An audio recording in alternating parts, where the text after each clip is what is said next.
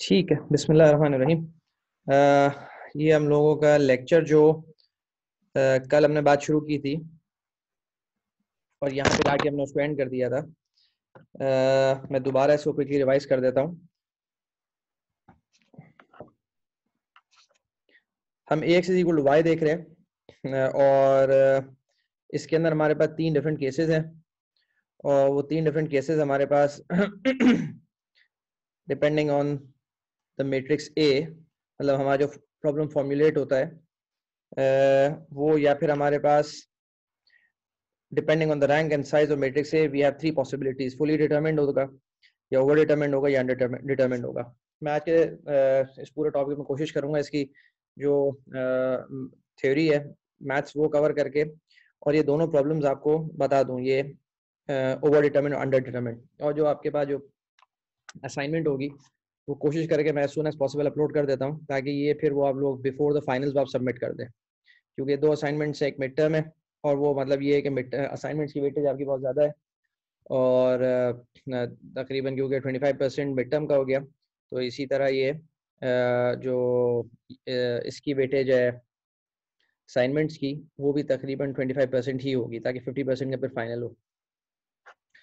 अच्छा, हमारे पास यहाँ पे जो सबसे पहले केस है था, जो फुली डिटरमिन्ड सिस्टम था, ये कल तक आखिरी बात हुई थी और ये बहुत सिंपल कॉन्सेप्ट है कि जी अगर मेरे पास if a is a square matrix, आपके पास यहाँ पर जो कॉन्सेप्ट है केस ए के अंदर fully determined system, number of equations is equal to the number of variables. तो मेरे पास जिस तरह मैंने कल एक्सप्लेन किया था कि मेरे पास यहाँ पर दो इक्वेशंस थी, एक ब्लू वाली और एक ग्रीन वाली, और मेरे पास दो अननोन्स थे और that is the point of intersection. वो पॉइंट ऑफ इंटरसेक्शन जो था वो फिर मैंने यहाँ पर डिटरमिन किया था आपके सामने यहाँ पर। तो we got this point of intersection that was -9 and 8.33। तो मेरे पास दो इक्वेशंस थी, दो अननोन थे, I solve them. The size of the matrix A is n cross n, मतलब ये क्या 2 क्रॉस 2 है यहाँ पे, और ये फुल डिटरमिन्ड सिस्टम है। तो ये वो सिस्टम है जो हम अंडरग्रेड में बहुत डिटेल में देख चुके हैं।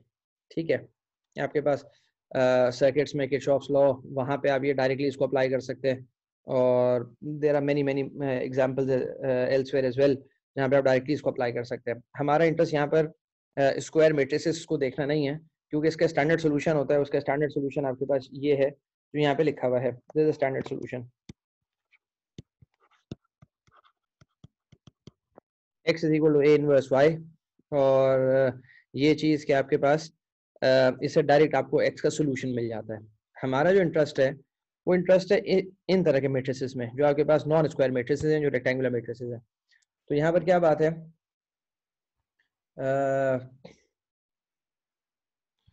Number of equations are greater than number of unknowns. तो हमारे पास नंबर ऑफ इक्वेशंस जो हैं बेसिकली वो रिप्रेजेंट, मतलब अगर आपके पास this is my matrix a, तो मेरे पास ये नंबर ऑफ इक्वेशंस है, that is number of rows, ये आपके पास।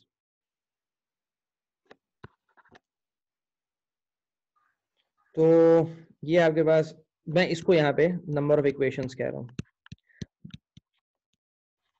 Number of equations are much more than the number of variables.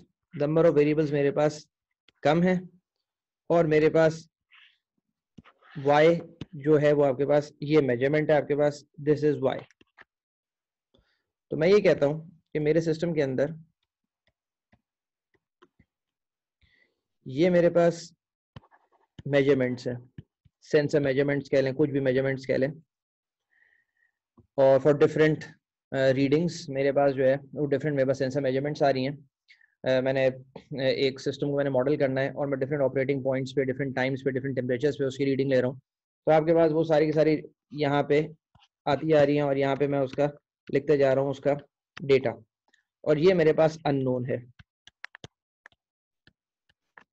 ठीक है कल भी मैंने इसकी एक एग्जांपल दी थी। लेट सपोज मैं इसको थोड़ा सा इलाबोरेट कर दूं, क्योंकि ये बात अभी बहुत डिटेल में आगे आएगी कि ये वाली मॉडलिंग है क्या। मेरे पास अगर मैं इसी प्लेन की बात करूं R2 की, और मेरे पास कुछ मेजरमेंट्स ये आती जा रही हैं, ये डिफरेंट मेरे पास मेजरमेंट्स हैं, और this is with respect to x and the y axis, और मैं इन measurements को represent करता हूँ, let's suppose in this matrix A and in this matrix Y, in measurements को मैं represent करता हूँ। और ये measurements को represent करने का मतलब क्या बनता है यहाँ पे? ये measurements को represent करने का मतलब ये बनता है कि जैसे यहाँ पर था कि आपके पास इस तरह की जो है ना इक्वेशंस आती चली जाएंगी फॉर डिफरेंट मेजरमेंट्स आपके पास इस तरह की ये मेजरमेंट्स आती चली जाएंगी, और ये आपके पास मैट्रिक्स ए बिल्डअप होता चला जाएगा और मैट्रिक्स वाई आपके पास बिल्डअप होता चला जाएगा। ये मैं बहुत जनरलाइज फॉर्म में समझा रहा हूँ। एक स्पेसिफिक प्रॉब्लम आगे आएगी जो बिल्कुल स्पेसिफिक आपके पास होगी, उससे फिर मतलब आपको मतलब ये कि वो सिर्फ स्ट्रेट लाइन के लिए वैलिड होगी, वो बाकी मॉडल्स के लिए वैलिड नहीं होगी। यहाँ पे मैं आपको बहुत जनरलाइज बात बता रहा हूँ। अच्छा, ये कि मैं ए और वाई को मैं बिल्डअप करता चला जाऊंगा फ्रॉम द प्रोवाइडेड इन्फॉर्मेशन, और मेरे पास अल्टीमेटली जो अननोन होंगे वो एक्स मेरे पास होगा, ठीक है। अच्छा, ये अगर मेरे पास ए और वाई के अंदर इन्फॉर्मेशन मौजूद है, मुझे एक्स डिटरमिन करना है, अगर तो ए स्क्वायर होता तो ये डिटरमिन करना एक्स बहुत आसान था, जो कि मैंने पहले आपको इस वाले केस में बताया कि अगर ए आपके पास स्क्वायर है और एक्स आपको डिटरमिन करना है, सिंपल आप जो है वो ए का इनवर्स लें, मतलब ए इनवर्स यहाँ मल्टीप्लाई होगा। अगर a x is equal to y तो मैं ए इनवर्स यहाँ मल्टीप्लाई कर दूंगा और ए इनवर्स यहाँ मल्टीप्लाई कर दूंगा, तो this will be I and this will be A inverse Y, और मेरा I get the solution, this is my solution. लेकिन यहाँ पर ऐसा कुछ भी नहीं है, क्योंकि मसला ये है कि यहाँ पर ये ए जो है ना ये नॉन स्क्वायर है, तो इसका ए इनवर्स जो है ना, ए इनवर्स इस तरह एग्जिस्ट नहीं करता, मतलब आपके पास ए इनवर्स आप निकाल ही नहीं सकते क्योंकि ये एक स्क्वायर मैट्रिक्स नहीं है। तो ये यहाँ पे एक प्रॉब्लम है, ठीक है, इसको हम डिटेल में एड्रेस करेंगे। Number of equation are greater than the number of unknowns. जब भी ऐसा मसला होता है तो वहां पे इस तरह की सिचुएशन बनती है, ए आपके पास टॉल या थिन या स्किनी मैट्रिक्स बनता है, और a is R m cross n, तो एम क्रॉस एन ये आपके पास बना, m rows and n columns है, ये आपके पास कॉलम्स हो गए 1 to n, और आपके पास this is n cross 1 and this is m cross 1, तो m मेजरमेंट्स है आपके पास, ठीक है। और अब वो ये कहता है कि we use least square technique to determine the solution. Why we use least squares, ये मैंने कल भी आपको थोड़ा सा बताया था, लेकिन अभी थोड़ा सा मैं और बता देता हूँ यहाँ पे। ये दोबारा मैं कह रहा हूँ, ये डेटा पॉइंट्स मैंने ऑब्टेन किए किसी प्रोसेस से और मुझे इस पे मॉडल फिट करना है। अच्छा, जो आगे एग्जांपल आएगी वो तो एग्जांपल आएगी सिंपल आपके पास लीनियर मॉडल की। लेट सपोज मुझे जो है ना कोई इस तरह का मॉडल फिट करना था, लेट सपोज कोई एक पैराबोलिक मॉडल मैंने फिट करना है। ये मैं इसलिए बता रहा हूँ क्योंकि असाइनमेंट के अंदर इस तरह की चीज होगी, या फिर मैं इसके अंदर कोई क्यूबिक पॉलिनोमियल में फिट कर रहा हूँ, या फिर मैं कोई स्ट्रेट लाइन फिट कर रहा हूँ, ठीक है। तो ये हर तरह का मॉडल यहाँ पे फिट हो सकता है और हर तरह के लिए ये बात वैलिड है। अच्छा, ये कि यहाँ पे मैंने पैराबोलिक इसलिए बताया ताकि आपको आइडिया हो, क्योंकि एग्जांपल जो आगे आएगी वो पैराबोलिक की नहीं होगी, स्ट्रेट लाइन की होगी। स्ट्रेट लाइन मॉडल और लीस्ट स्क्वायर्स, मतलब लीस्ट स्क्वायर्स का नाम क्यों आया यहाँ पे। लेट सपोज मैं सिंपल कहता हूँ मेरे पास सिर्फ 3 पॉइंट्स हैं, 1 2 और मेरे पास तीसरा ये पॉइंट है। मैं इसको बिल्कुल नंबर्स के साथ ले लेता हूँ, 1 1 2 1 और मेरे पास 3, लेट सपोज 4 1 2 3। तो मेरे पास ये 3 पॉइंट्स हैं जो गिवन है, बस मुझे इसके अलावा कोई इंफॉर्मेशन मेरे मॉडल मेरे सिस्टम से नहीं आई है, ठीक है। मुझे एक मॉडल इस पे फिट करना है, it can be straight line, it can be parabolic, it can be cubic, इस कोई भी पॉलिनोमियल इस पे आप फिट कर सकते हैं, लेकिन मैं समझाऊंगा इससे सिर्फ स्ट्रेट लाइन से। पॉलिनोमियल से भी मैं समझा दूंगा ताकि आपको आइडिया हो जाए, लेकिन जो कैलकुलेशन पूरी मैं कहता हूँ, let suppose I draw this orange line, this is my desired model. ये ध्यान में रखना कि ये जो सोल्यूशन निकलता है ना वो इस मॉडल के पैरामीटर्स निकलते हैं। The solution X are the model parameters जो कि मुझे चाहिए होते हैं। अच्छा, ये मैंने जो है ना इसको फिट किया, मैं कहता हूँ एक लाइन है, ये मैं चाहता हूँ कि ये इन तीनों पॉइंट्स के दरमियान से गुजरे। ये कभी भी नहीं हो सकता कि ये लाइन एग्जैक्टली इन 3 पॉइंट्स पे से गुजरे, क्योंकि दे आर नॉट कोलिनियर। अब यहाँ पे प्रोसेस क्या है, मैं क्या करूंगा, मैं यहाँ पर ये काम करूंगा कि I will start computing the errors. और वो एरर्स मेरे पास क्या है, ये डायग्राम मैंने कल भी गालिबन बनाई थी किसी एक स्लाइड पे, वो मैं देख लेता हूँ एक दफ़ा, या मैं शायद आगे बनाई थी। ये इन्वर्सेस की चीज़ हो गई, वेयर वाज दैट, ये वाली चीज़ दोबारा मैं बेलावजे बना रहा था, लेकिन ये एग्जैक्टली यही कॉन्सेप्ट है कि orange y equal to C X plus D, this is not D Y, this is wrong. तो ये मेरा मॉडल है और ये मुझे डिटरमिन करना है, और मेरे जो गिवन पॉइंट्स हैं ब्लू वाले हैं। और जब मैं इस मॉडल को फिट करूंगा तो मेरे पास, अगर आप गौर से देखें कि I start with this x1, कि जी x1 अगर डेटा पॉइंट है, मैं अगर यहाँ टेबुलर फॉर्म में लिखूं सिर्फ समझाने के लिए कि जी आपके पास x1 पर मेरे पास y1 है which is given, this is the given data, और मेरे पास जो प्रिडिक्टेड मेरे मॉडल से चीज आ रही है वो क्या आ रही है, दैट इज y1 हैट। तो अगर y1 हैट को आप देखें, जो मैंने ऑरेंज में लिखा हुआ है यहाँ पे, ये लिखा हुआ है, ये मेरे मॉडल की प्रिडिक्शन है।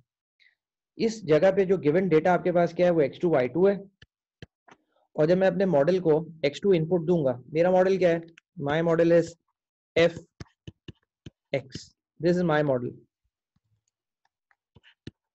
अब ये f जो है ना, ये आपके पास लाइन भी हो सकता है, पैराबोला भी हो सकता है, कुछ भी हो सकता है, ठीक है, ये हाई डिग्री पॉलिनोमियल भी हो सकता है, और मेरा मॉडल जो प्रेडिक्ट कर रहा है दैट इज y2 हैट। फिर मैंने x3 का डेटा पॉइंट दिया, एक्चुअल रीडिंग मेरे पास y3 आ रही है, और मेरा मॉडल प्रेडिक्ट कर रहा है y3 हैट। लीस्ट स्क्वायर्स का मसला क्या होता है, वो सबसे ब्यूटीफुल सोल्यूशन ये है, वो ये कहता है कि आप जो है ना, जितनी भी ये जो लाइंस बनाई है blue line, this is the error basically, y1 minus y1 hat. तो अगर इस एरर को आप कहें this is e1, this is e2 and this is e3, तो आपके पास यहाँ पर क्या हो गया, e1 square plus e2 square plus e3 square, summation of the errors squared, इसको आई वांट टू मिनिमाइज, ये मेरा कॉस्ट फंक्शन कहलाता है। तो अगर मैं ये मिनिमाइज कर दूंगा एरर, तो ये कि मेरी लाइन जो है ना, वो इस तरह पास करेगी इन तीनों पॉइंट्स के दरमियान से कि उनका एरर्स का स्क्वायर का सम जो है ना, वो मिनिमाइज हो चुका होगा, ठीक है, और मेरे पास एक बेस्ट लाइन जो है ना मुझे मिल जाएगी। Remember this is in mathematical terms, this is not a solution, this x will not be a solution. ये आपके पास, ये मेरे पास जो पैरामीटर्स आएंगे, ये प्रेडिक्ट करूंगा, और इसकी पूरी मैथ्स है वो मैं आपको भी एक्सप्लेन करूंगा कि how I can predict these C and D, the model parameters, और यूजिंग द फॉर्मुलेशन, मेरी फॉर्मुलेशन वही होगी जो मैंने पहले आपको कहा कि ax is equal to Y, और जिसके अंदर आपके पास a is a long skinny matrix, और ये आपके पास मॉडल पैरामीटर्स हो गए, और ये मेरे पास मेजरमेंट्स हो गए, ठीक है। तो ये वो प्रॉब्लम है जिसको हमें डिटेल में भी देखना है। पहले अगर मैं यहाँ से एक बात आपसे पूछ लूँ, प्रॉब्लम फॉर्मुलेशन के अंदर अगर यहाँ पे कोई अंडरस्टैंडिंग में मसला है ना, तो वो आप मुझे बता दो कि कोई बात अगर समझ में नहीं आ रही है, क्योंकि आगे हम इसके मतलब ये कि हम इसको सॉल्व करने की तरफ जाएंगे कि how we can determine the most optimal values of X. अगर यहाँ पे कोई प्रॉब्लम है तो आप पूछ लो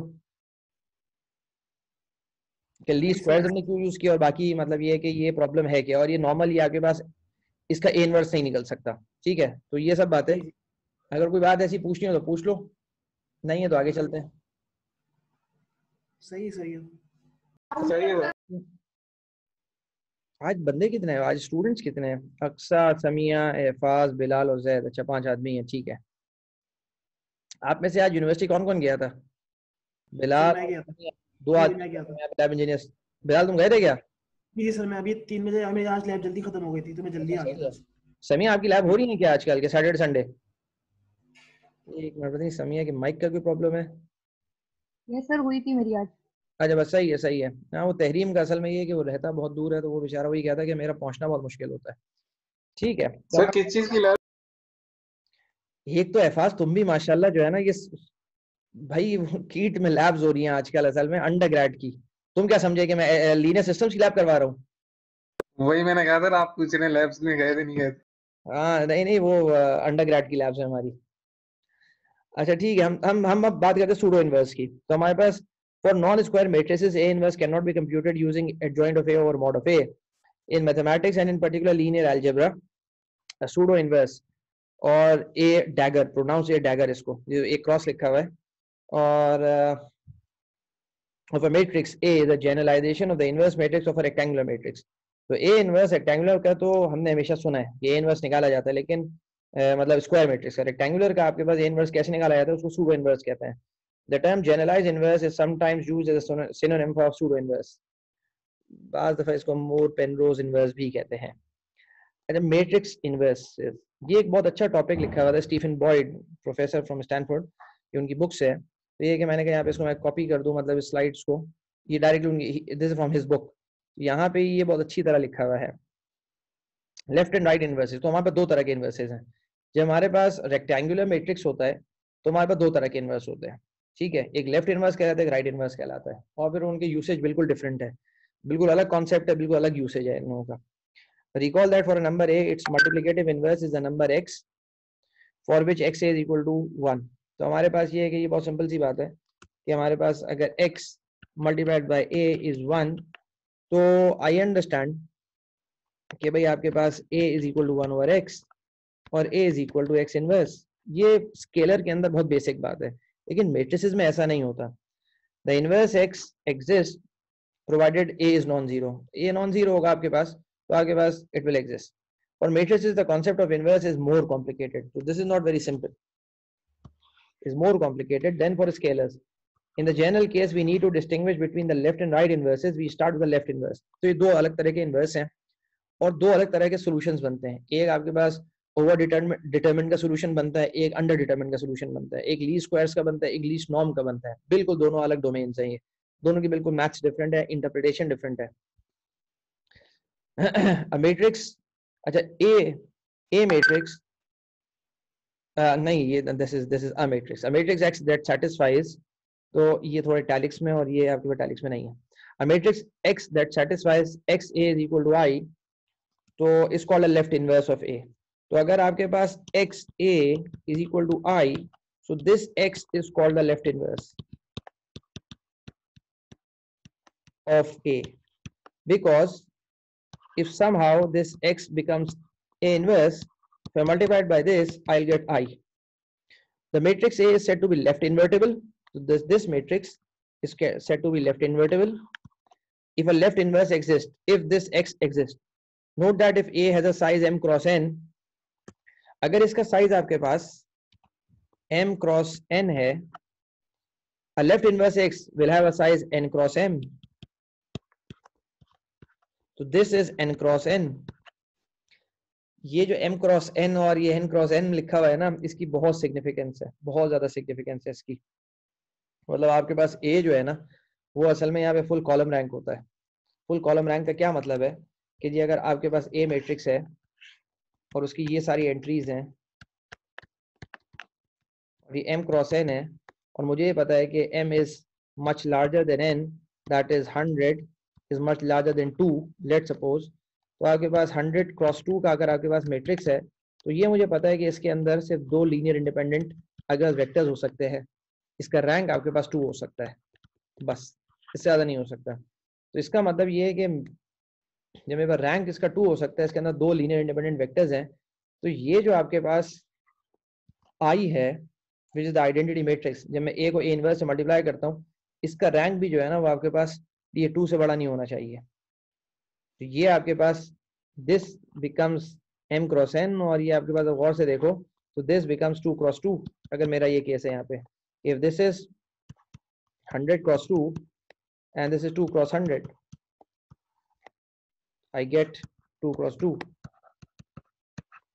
तो मेरे पास जो a मैट्रिक्स है उसका रैंक 2 है, और उसका रैंक 2 है अगर मेरे पास ये सब बातें हैं, उसका रैंक मेरे पास 2 है और ये फुल कॉलम रैंक कहलाता है. This is full column rank. क्या ख्याल है, इसका रैंक 5 हो सकता है, 6 हो सकता है, या 100 हो सकता है? नहीं हो सकता. नहीं सर, नहीं हो सकता इसका. नो सर, नहीं हो सकता. मिनिमम नंबर ऑफ रोज और कॉलम जो है ना, रैंक उतना होता है. तो रैंक आपके पास जो है ना, इसका जो मिनिमम नंबर है m या n जो भी, तो रैंक इसका 1 जरूर हो सकता है, 2 जरूर हो सकता है, लेकिन 3 नहीं हो सकता. ठीक है, ये बेसिक कॉन्सेप्ट है. अच्छा, ये आपके पास ए इनवर्स है, तो ये सब बेसिक बात हो गई कि लेफ्ट इनवर्स हम कहते हैं किसको है और होती क्या चीज है. अच्छा, आगे और इंपॉर्टेंट कॉन्सेप्ट,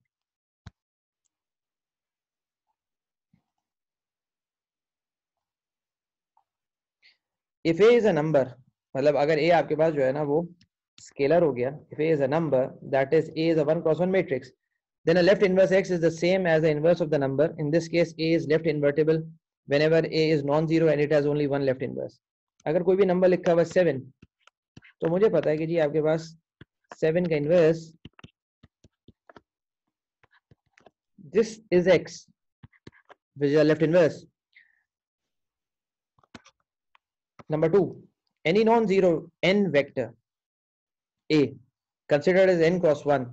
तो यहाँ पर ये कहता है कि जी आपके पास now you have n cross 1 vector. This is a vector a with n cross 1 entries is left invertible. वो कहता है वो left invertible आपके पास है for any index I with ai not equal to 0. वो कहता है कि all the elements they must not be equal to 0. मतलब कोई भी एलिमेंट उसका जो है ना, कोई भी any element all the elements should be non-zero या any element cannot be 0. कोई भी एलिमेंट इसका 0 नहीं हो सकता. The row n vector, तो ये आपके पास satisfies, वो कहता है कि जी आपके पास this vector satisfies xa is equal to 1 और ये आपके पास x जो है that is the left inverse. तो ये x आपके पास जो है ना वो left inverse इसका हो जाएगा. और यहाँ पे आपके पास वो कहता है कि जब मैं इसको मल्टीप्लाई करूंगा I'll get 1. ठीक है, अच्छा मतलब हर अगर यहाँ पे एंट्री उसकी लिखी हुई है, सिंपल लिखी हुई है 1 2 3 4, तो आपके पास जो इसका x आपके पास होगा वो आपके पास होगा 1 by 1 1 by 2 1 by 3 1 by 4 इस तरह करके. और when I multiply these two together तो आपके पास you will get simple what you will get जब मैं इन दोनों को मल्टीप्लाई करूंगा 1 आएगा सर. 1. ठीक है, तो बस ये ध्यान में रखना कि this is x and this is a. When I multiply them together I'll get a 1. Samiya क्या आपका माइक खराब है क्या? मुझे लगता है. ठीक है चलो चैट यस ठीक है आगे चलो. अब द मैट्रिक्स, अब वो मैट्रिक्स आया जो हमारे लिए ज्यादा इंटरेस्ट का है. अब उसने यहाँ पे कहा कि this matrix has two different left inverses. इसका मतलब है कि लेफ्ट इनवर्स आपके पास यूनिक नहीं होता. लेफ्ट इनवर्स आपके पास जो है वो यूनिक नहीं होता. जिस तरह हमारे पास अगर फुली डिटरमिन्ड सिस्टम होता है, स्क्वायर मैट्रिक्स होता है, तो हमारा इनवर्स यूनिक होता है. यहाँ पे ये एक टॉल मैट्रिक्स है, स्किनी है, आपके बच्चे है तो पूछ रहे हैं. सर एक चीज थोड़ी सी मुझे माइंड में आ रही थी, ये 1 + 1 + 1 इस तरह करके नहीं आएगा ये जो आपने m2 a किया? नहीं इस तरह नहीं होगा वो सर 1 × 1 1 आ गया, फिर 2 × 1/2 1 आ गया, प्लस 3 × 1/3 1 आ गया, सर फिर +1 + 1 + 1. असल में पता है यहाँ पे एफाज इसमें क्या कॉन्सेप्ट तुम मिस कर रहे हो? कौन बताएगा? सवाल बहुत अच्छा है कि एफाज ने, इसका आंसर क्या है? इसमें एक बड़ी इंपॉर्टेंट चीज है. देखो एफाज का सवाल बड़ा जबरदस्त है, इसका आंसर मैं तुम्हें देता हूँ अभी. ये सब असल में मसला है कि जब मैट्रिसेस आदमी पहली दफा देख रहा होता है ना तो आदमी को बड़े झटके लगते हैं. एफाज ने सवाल ये किया कि जी आपके पास ये लिखा हुआ है, लेट सपोज मैं 3 नंबर से लेता हूँ. यहाँ पे आपके पास लिखा हुआ है 1 2 3 और यहाँ पे आपके पास लिखा हुआ है 1/1 1/2 एंड 1/3. तो this is a left inverse. जब मैं मल्टीप्लाई करता हूँ और मैं कहता हूँ ये 1 के बराबर है, मैं मल्टीप्लाई करता हूँ 1/1 तो ये 1 से मल्टीप्लाई हुआ. फिर आपके पास क्या हुआ, सेकंड वाला एलिमेंट ये कंबाइन किया इसके साथ प्लस 1/3 × 3, ये तो फड्डा हो गया, मेरे पास तो आंसर 3 आ गया और मैं कहता हूं इसका आंसर 1 है. ये क्या मसला है यहाँ पे? This 1 is an n × 1 vector which is identity.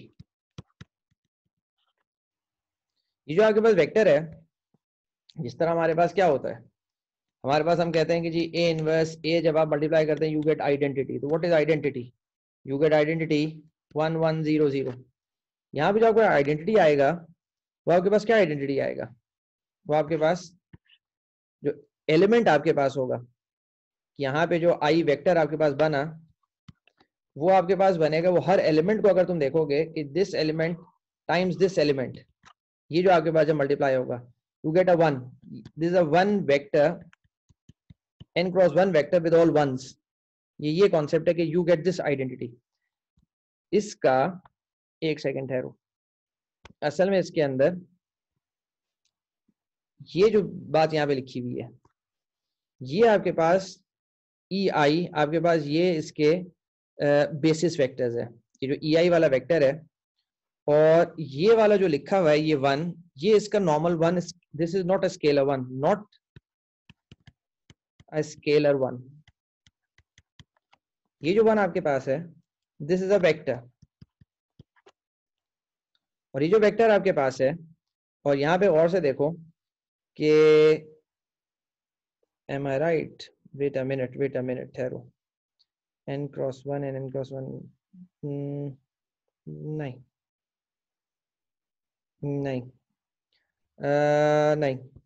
I'm wrong, I think I'm wrong.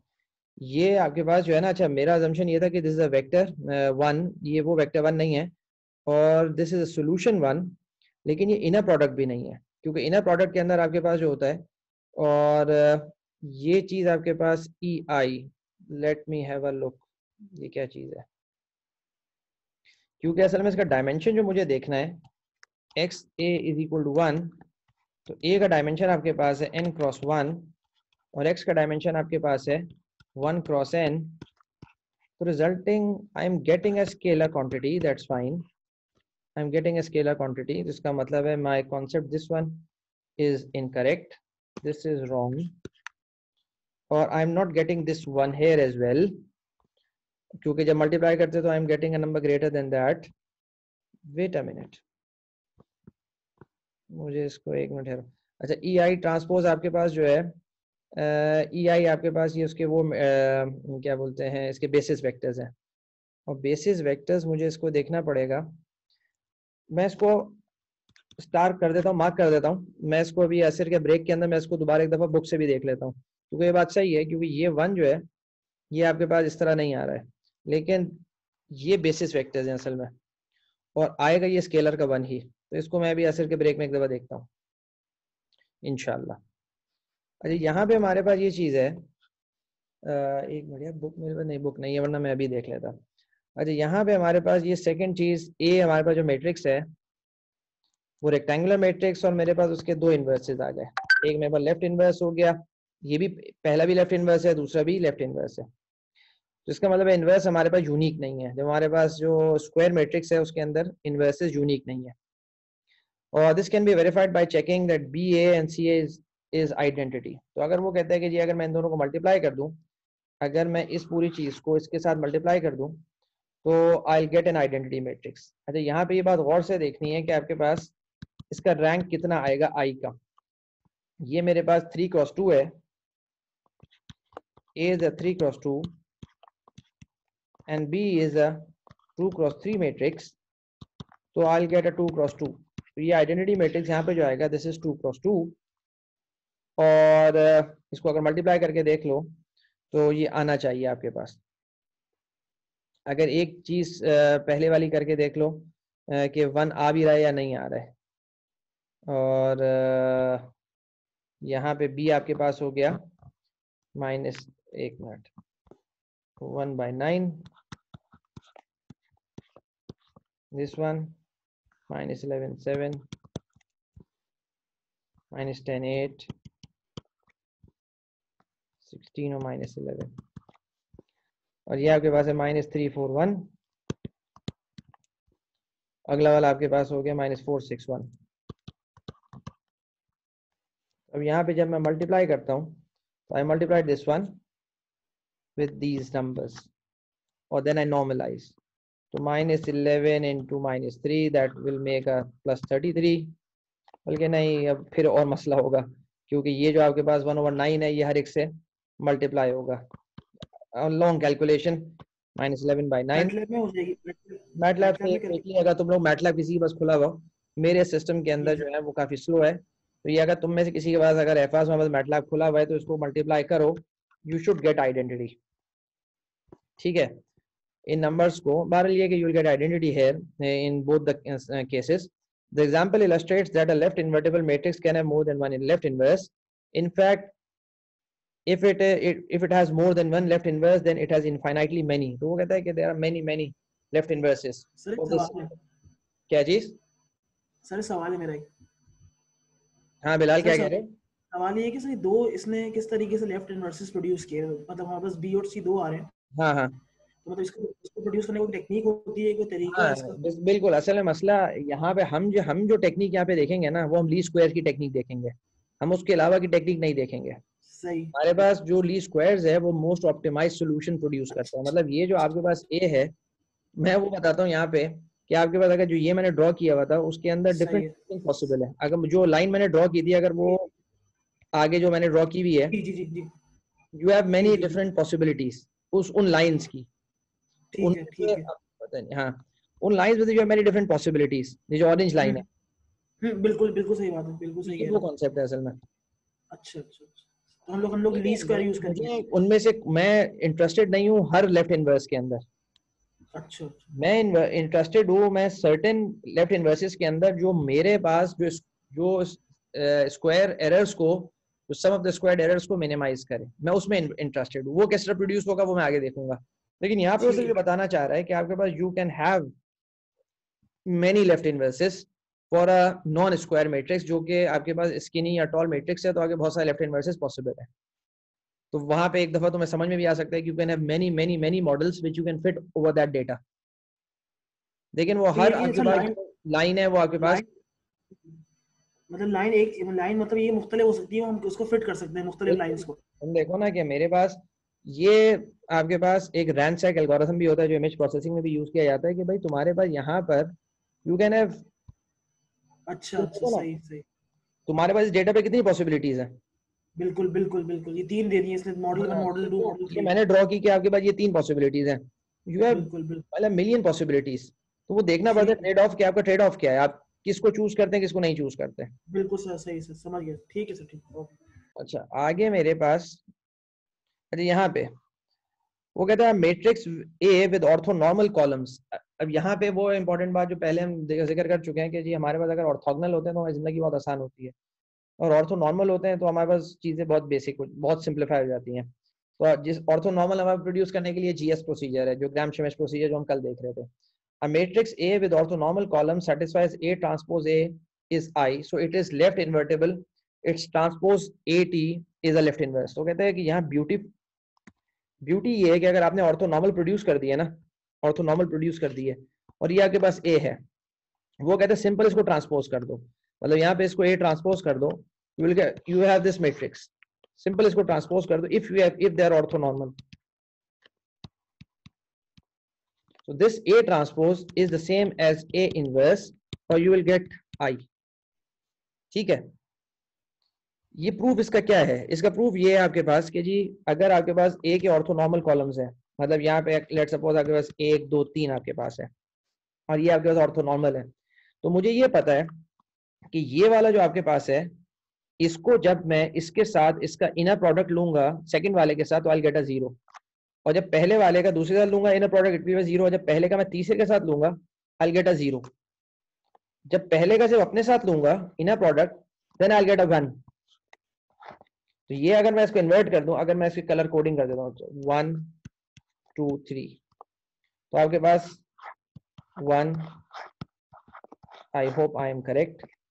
तो जब ये आपके पास ये वाला इससे मल्टीप्लाई होगा तो यू विल गेट अ 1, क्योंकि ये इसका इनर प्रोडक्ट है।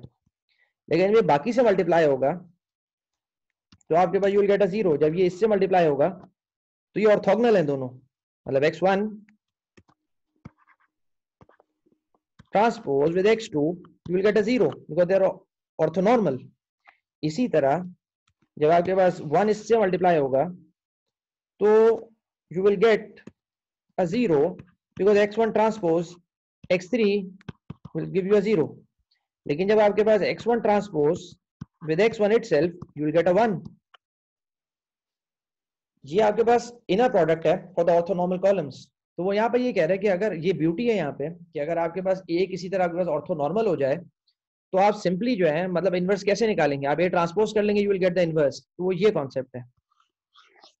कि A transpose is also A inverse only when the matrix A has orthonormal columns. ठीक है, तो यहां तक ये बात सब हो गई. हम आगे चलते हैं. Left invertibility and column independence. तो ये क्या कॉन्सेप्ट है? अच्छा, यहां पर if A has a left inverse C, then the columns of A are linearly independent. ये बहुत इंपॉर्टेंट कॉन्सेप्ट है, क्योंकि ये सारे जो कॉन्सेप्ट पहले गुजर चुके हैं, जब भी मैंने इनको बहुत डिटेल में समझाया था कि ये सब जो है ना लीनियर इंडिपेंडेंस होती क्या है और लीनियर इंडिपेंडेंस को प्रूव करने का मेथड क्या है. कि आपके पास एक जो उसका बेसिक मतलब ये कि एक्सियम है लीनियर इंडिपेंडेंस का, कि मैं उसको दोबारा एक दफा दिखा देता हूँ क्योंकि वही एग्जैक्टली यहाँ पे अब्यूज होगा. वो यहाँ पर ये चीज है,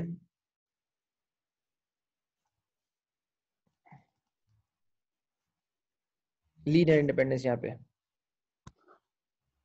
अ सेट ऑफ वेक्टर्स, यहाँ पे जो ये बात कह रहा है,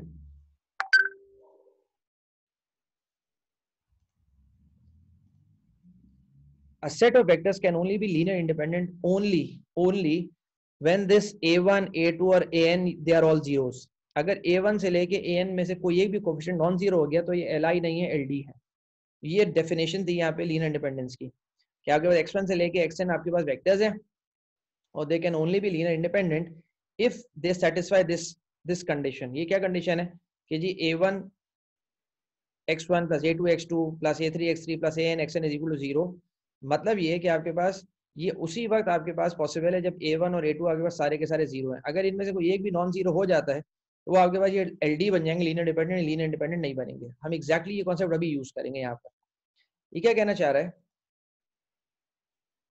If A is the left inverse C, then the columns of A are linear independent. तो ये दो अलग बातें हैं बिल्कुल. अगर उसका लेफ्ट इनवर्स है तो इसका डायरेक्ट मतलब ये होता है कि columns of A are linear independent. To see this, suppose that AX is equal to 0. वो कहते हैं suppose मैं करता हूँ जी AX is equal to 0. ठीक है, multiplying on the left by left inverse C we get. अब ये यहाँ पे मैंने क्या किया, मैंने C से मल्टीप्लाई किया which is the left inverse. जब वो लेफ्ट इनवर्स है तो मैंने सिर्फ पेरेंथीसिस को चेंज किया. अब मैं इसको देख रहा हूँ, मतलब जब मैंने C मल्टीप्लाई किया, let me write the whole thing, AX is equal to C, AX is equal to 0. और जब मैं C मल्टीप्लाई करता हूँ तो मैं दोनों तरफ C मल्टीप्लाई करता हूँ, तो यहाँ पे मेरे पास हो जाता है C into A, this is 0, this is identity, X is equal to 0. तो ये मुझे एक अजीब बात ये बता रहा है कि X इज इक्वल टू 0. इसका क्या मतलब है? इसका मतलब ये है कि आपके पास X की वैल्यू अगर 0 है, X की वैल्यू 0 है, तभी तुम्हारे पास जो है ना वो C तुम कंप्यूट कर सकते हो. अगर X तुम्हारे पास नॉन जीरो हो जाता है तो C तुम्हारे पास नहीं निकल सकता, C तुम्हारे पास नहीं कंप्यूट हो सकता. That is the left inverse can not be computed if X is non zero. ये मतलब है. यहाँ पर एक और बहुत इंपॉर्टेंट कॉन्सेप्ट है जो बिल्कुल इस शुरू में मैंने एक बात समझाई थी चैन की बुक में से. अगर मेरे पास लिखा हुआ है 1 2 7 और 8 9 10, ये मेरे पास एक थिनी मैट्रिक्स है, एक मतलब ये है कि टॉल. यहाँ पर इस X का मतलब क्या होता है, इस X की सिग्निफिकेंस क्या है? ये आपके पास X वो स्केलर वैल्यूज हैं. अब गॉड नोज ये बातें आपको समझ में आया या ना है, क्योंकि ये सब कॉन्सेप्ट पहले गुजरे हैं. कि मेरे पास असल में जिस वेक्टर स्पेस को ये A मैट्रिक्स स्पैन कर रहा है, जिस वेक्टर स्पेस को ये मैट्रिक्स स्पैन कर रहा है, तो आपके पास 1 2 7 इनटू ये X आपके पास हो गया, लेट्स सपोज इसको मैं कहता हूँ X1, इसका पहला एलिमेंट, प्लस 8 9 10 X2. तो ये तो आपके पास मतलब X1 X2 लाइज हियर.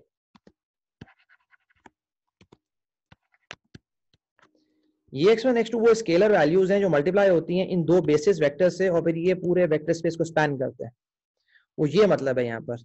और यहाँ पर जब मैं कहता हूँ कि जी आपके पास X की वैल्यू मेरे पास यहाँ पर X मेरे पास 0 आ गया, X 0 आ गया, ये वेक्टर X 0 आ गया, मतलब ये मेरे पास X1 X2 मेरे पास ये दोनों मेरे पास 0 आ गए. तो वो कहता है कि ये वाहिद कॉम्बिनेशन है आपके पास 1 2 7 8 9 10 जिसमें ये 0 प्रोड्यूस कर सकते हैं. ये वैल्यूज अगर चेंज कर दोगे तो 0 कभी भी नहीं आ सकता. पता नहीं आपको बात किस हद तक समझ में आए या ना आए. ये मेरे पास सबसे बड़ा प्रूफ है कि मेरे पास ये दोनों मेरे पास जो कॉलम्स हैं आपके पास ये लीनियर इंडिपेंडेंट है. ये मेरे पास लीनियर इंडिपेंडेंट का रीजन होता ही यही है कि आपके पास अगर इनका कॉम्बिनेशन 0 उसी वक्त हो सकता है जब ये दोनों स्केलर वैल्यू 0 हो जाए। किसी भी आपके पास ये 0 आपके पास कभी भी प्रोड्यूस नहीं हो सकता अगर आपके पास ये नॉन जीरो हो जाए। अगर ये नॉन जीरो हो जाएंगे वो 0 प्रोड्यूस नहीं हो सकता। ये LI की कंडीशन है। तो यहाँ पर मैंने एक बात प्रूफ की कि अगर मुझे लेफ्ट इनवर्स निकालना है ना, तो लेफ्ट इनवर्स निकालने का सबसे पहला जो आपके पास क्राइटेरिया वो ये है कि उसके कॉलम्स जो है ना, they must be linear independent. Columns of A must be linear independent. ठीक है, इसका मतलब ये कि अगर मुझे कोई ये मैट्रिक्स कोई भी उठा के दे दे और मुझे जो है ना उसके अंदर मतलब बहुत सारे मतलब ये दिस इज 3x4 ना 4x3 मतलब आपके नंबर ऑफ रोज ज्यादा हैं, ये कम है। तो ये कि मुझे एकदम वो बोले कि लेफ्ट इनवर्स निकालो, तो मुझे ये वेरीफाई करना लाजमी होगा कि भाई इसके अंदर LI कितनी है, लीनियर इंडिपेंडेंट आपके पास जो है ना कॉलम्स कितने हैं, इसका रैंक कितना है। उसके बाद फिर मैं इसका जो है ना वो लेफ्ट इनवर्स निकालने की पोजीशन में होऊंगा और मैं जो अप्लाई कर रहा हूँ वो मैं सही अप्लाई कर रहा हूँ। अगर मैंने वैसे ही मतलब ये कि कर दिया इसको, तो ये कि मुझे समझ में कुछ नहीं आएगा और जो रिजल्ट निकलेगा उसको मैं इंटरप्रेट नहीं कर सकता। तो यहाँ पर columns of A, if they are independent, then I can compute the left inverse of A. बहुत मतलब ये है कि इसकी डेंस थ्योरी मतलब आपके पास यहाँ पे। अच्छा, we will see below that the converse is also true. Converse का मतलब ये कि इसका बिल्कुल opposite, a matrix has the left inverse if and only if its column are linear independent. अगर उसके columns linear independent नहीं हैं तो A left inverse आपका नहीं निकल सकता। इसका मतलब है कि अगर मैट्रिक्स का रैंक जो है ना, जैसे यहाँ पे अगर मैट्रिक्स का रैंक मैं आपको बोल दूं रैंक इज 2, तो इसका मतलब ये है कि रैंक ऑफ A इज 2, तो ये आपके पास ये फुल कॉलम रैंक नहीं है। जब फुल कॉलम रैंक नहीं है तो आप इसका लेफ्ट इनवर्स आप नहीं निकाल सकते। ठीक है, we'll see below that the converse is also true. A matrix has a left inverse if and only if its column are linear independent. So the generalization of a number has an inverse. इसका मतलब ये कि rank 3 होगा तभी इसका निकल सकता है left inverse the full column, क्योंकि 3 हमारे पास कॉलम्स हैं इसके अंदर। इसका रैंक आपके पास जब 3 होगा तब इसका लेफ्ट इनवर्स निकल सकता है, ये मतलब है यहाँ पे। क्योंकि आपके पास तीनों हमारे पास वेक्टर्स जो है वो LI होंगे। इसके 3 वेक्टर्स LI होंगे, इसका पहला वेक्टर, इसका second vector and third vector. If all of them are linear independent, then you can compute A dagger, जिसको हम A dagger, जिसको लेफ्ट इनवर्स आपके पास pseudo inverse, left pseudo inverse आपके पास कहते हैं, उसी पर निकल सकते हैं जब आपके पास के तीनों कॉलम्स आपके पास लीनियर इंडिपेंडेंट होंगे। अगर ये नहीं है, तो आपके पास you can not compute this A dagger। फिर इसका आपके पास मसला होता है कि जो रिड्यूस्ड फॉर्म होता है उसका A dagger निकलेगा, मतलब क्योंकि कॉलम रैंक नहीं है। सही है, ठीक है। ये बात यहाँ पे कि so the generalisation of a number has an inverse if and only if it is non zero. मतलब जब हमारे पास अगर ये बेसिक फैक्ट जो हमारे पास हमने मतलब ये अपने क्लास 6-7 में देखा होगा कि if a number is non zero, if A is not zero, then only I can compute A inverse. Basic fact है for scalars, basic fact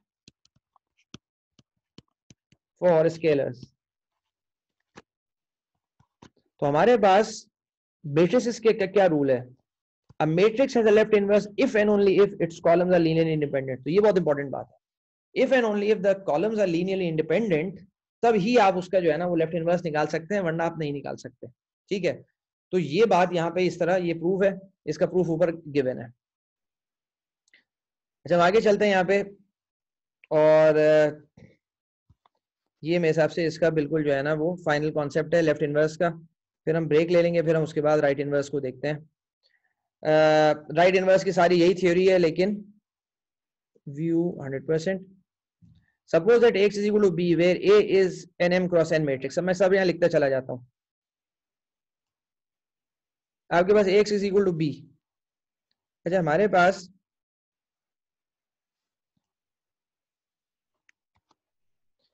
यहाँ पे लिखा हुआ है इसने AX is equal to B। इसका क्या मतलब बनता है? देखो मैं एक बात यहाँ पे समझाता हूँ कि अगर आपके पास यहाँ पे लिखा हुआ है 2 3 4 5 और यहाँ पे आपके पास लिखा हुआ है X और Y और यहाँ पे लिखा हुआ है 7 और 8, तो हम यहाँ पर इसको दो तरीके से इंटरप्रेट करते हैं। एक तो हम इसको इस तरह भी इंटरप्रेट कर सकते हैं जो आप हमारे पास रो इंटरप्रिटेशन है। ये मैं स्क्वायर मैट्रिक्स की बात कर रहा हूँ, मैं इंटरप्रिटेशन की बात कर रहा हूँ। इसकी रो इंटरप्रिटेशन क्या बनती है? वो ये बनती है कि जी 2x + 3y is equal to 7 and 4x + 5y is equal to 8।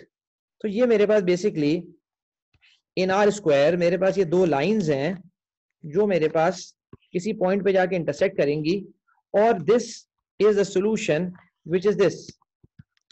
ये इसकी रो इंटरप्रिटेशन है, लेकिन इसकी कॉलम इंटरप्रिटेशन भी होती है।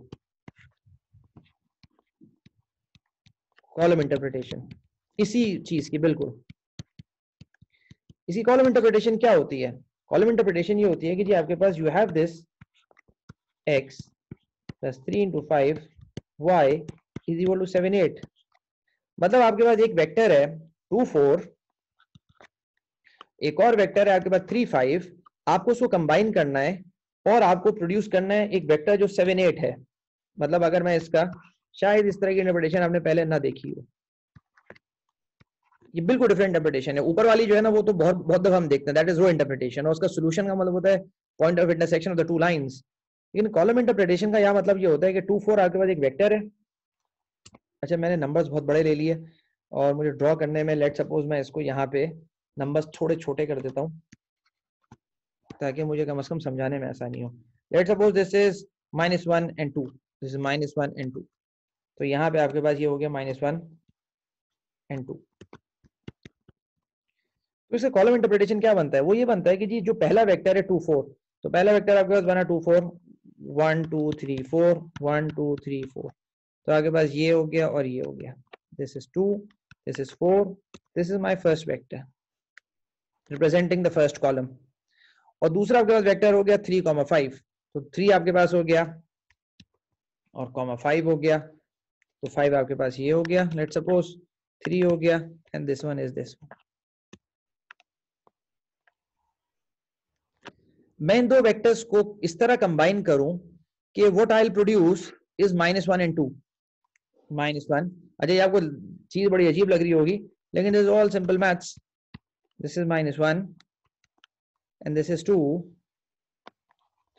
और मेरे पास ये रिजल्ट है मेरे पास। तो वो कहता है कि मैं रेड और ग्रीन को इस तरह कंबाइन करूं कि मेरे पास जो है ना ये मैजेंटा प्रोड्यूस हो जाए, -1 and 2।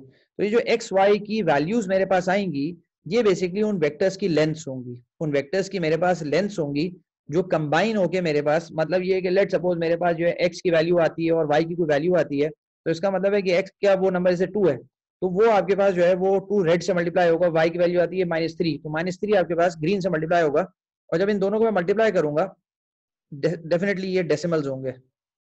तो मेरे पास ये जो वैल्यू आएगी आपके पास, हमारी अजान शुरू हो गई, 1 मिनट ठहरो, मैं करके बता देता हूँ कि मैं क्या कहना चाह रहा हूँ। जैसे सर ये सेकंड क्वाड्रेंट में आएगा ना रिजल्टेंट? बिल्कुल बिल्कुल बिल्कुल, I am wrong, I am wrong.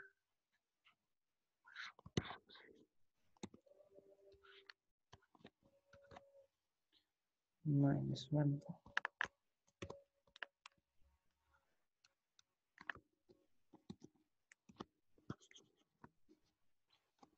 ये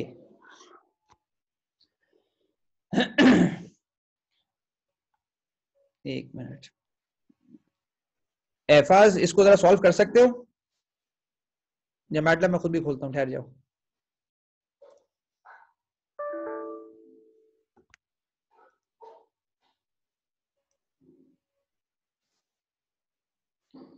सर वो इक्वेशन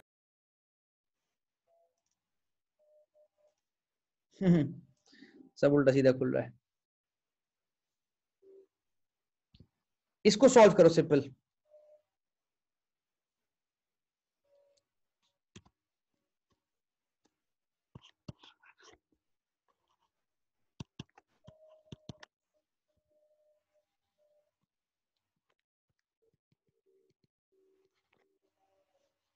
x की वैल्यू 5.5 आ रही है और y की वैल्यू -4।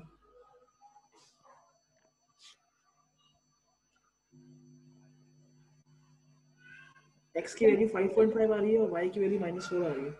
ठीक है, x की वैल्यू 5.5 और y की वैल्यू -4 आ रही है। गुड।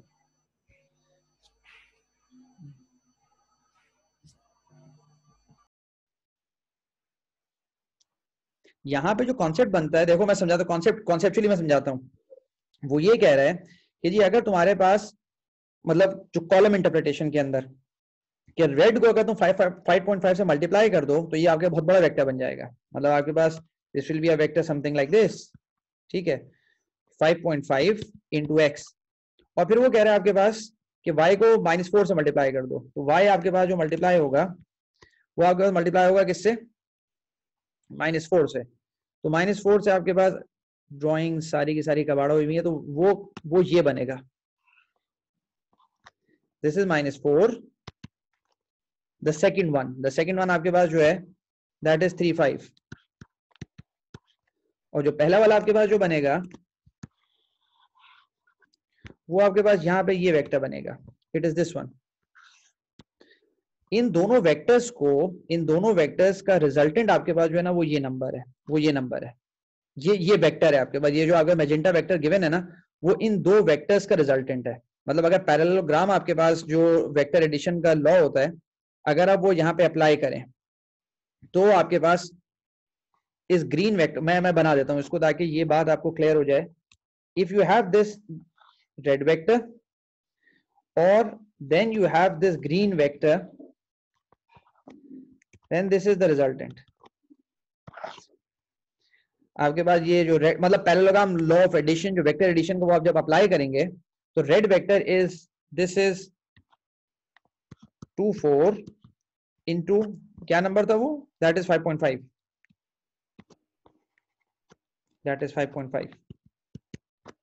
और जो ग्रीन आपके पास है दैट इज -4, तो आपके पास 3 5 और -4। तो ये दो वेक्टर्स को जब आपने ऐड किया तो you get this resultant vector. तो जब हमारे पास कॉलम इंटरप्रिटेशन होती है ना तो वो वेक्टर्स की इंटरप्रिटेशन होती है, और जब आपकी रो की इंटरप्रिटेशन होती है तो लाइंस की और पॉइंट ऑफ इंटरसेक्शन की होती है। दोनों के अंदर आंसर सेम है, इसमें x 5.5 और y -4 का मतलब ये this the point of intersection of the two lines. और यहाँ पर जो मतलब आपके पास होता है कि ये पहला कॉलम है 2 4 that is the red one, और 3 5 दूसरा कॉलम है that is the green one. तो ये दो आपके पास जो है वेक्टर्स हैं, और -1 2 आपके पास it lies in the column space of these two vectors. -1 2 it lies in the column space, it is in the span of these two vectors, 2 4 3 5 के स्पैन में लाई करता है -1 और 2। तो स्पैन में लाई करने का मतलब ये है कि आपके पास ये x और y की आपके पास कोई वैल्यूज होती हैं, मतलब कोई स्केलर वैल्यूज होती हैं जो मल्टीप्लाई होती हैं दो वेक्टर से, and I get the resultant vector, the third vector which is also in the same vector space.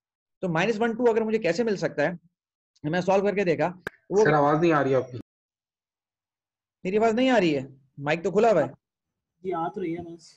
वैसे भी 4:15 हो गए हैं, तो ये कि ये मैं इस बात पे रोक दूं, असर के बाद फिर मैं कंटिन्यू करूंगा कि ये इसकी कॉलम इंटरप्रिटेशन है। और ये बात जो इसने लेफ्ट पे लिखी हुई थी ना, ये सारा का सारा जो डिस्कशन इसने किया ये कॉलम इंटरप्रिटेशन के लिहाज से किया है, इसलिए मैंने ये बात पहले बताई कि ये कॉलम इंटरप्रिटेशन का मतलब क्या होता है। आई विल कंटिन्यू आफ्टर असर इंशाल्लाह। अच्छा, अस्सलाम वालेकुम। जो चीज असर की नमाज से पहले हम डिस्कस कर रहे थे, अच्छा एक क्वेश्चन और भी कि जो एफाज वाला क्वेश्चन था उसको भी मुझे भी रिजॉल्व करना है, लेकिन ये कि मैं क्विकली बस इसको समराइज कर देता हूँ जो बात मैं यहाँ पे समझाना चाह रहा था आपको, कि हमारे पास जो मैट्रिक्स होता है इसकी बहुत सारी इंटरप्रिटेशंस होती हैं। आप लोगों को गालिबन आवाज आ रही है? जी सर, आवाज आ रही ठीक है। हमें दो तरह की इंटरप्रिटेशन है, एक हमारे पास रो इंटरप्रिटेशन होती है, कॉलम इंटरप्रिटेशन होती है। कॉलम इंटरप्रिटेशन का मतलब सिंपल ये होता है कि आपके पास ये जो कॉलम वेक्टर है they are the basis vectors और which spans the vector space, और ये मेरे पास x और y जो है, x और y मेरे पास ये मेरे पास दो स्केलर क्वांटिटीज हैं, और जो डिफाइन करती हैं इन डिफरेंट वेक्टर्स की लेंथ्स को, जो कंबाइन करके मेरे पास ये रिजल्टिंग वेक्टर प्रोड्यूस करता है। -1 और 2 आपके पास, अगर मैं इसको यहाँ पे लिखूं -1 और 2 आपके पास ये एक वेक्टर है जो इस वेक्टर स्पेस में लाई करता है, जिसको 2 4 और 3 5 स्पैन कर रहे हैं, -1 और 2 उसमें लाई करता है।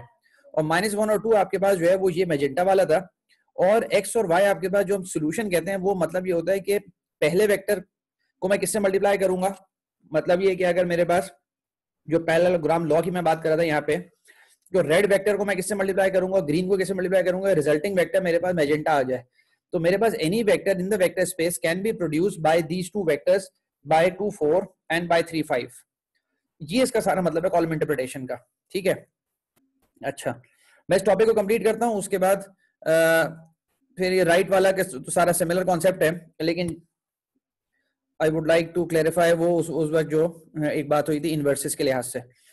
Suppose that x is equal to b where a is an m cross n matrix and x is an n vector, तो हमारे पास ये हो गया ax is equal to b, or this is m cross n, and this is n cross 1, तो b is m cross 1.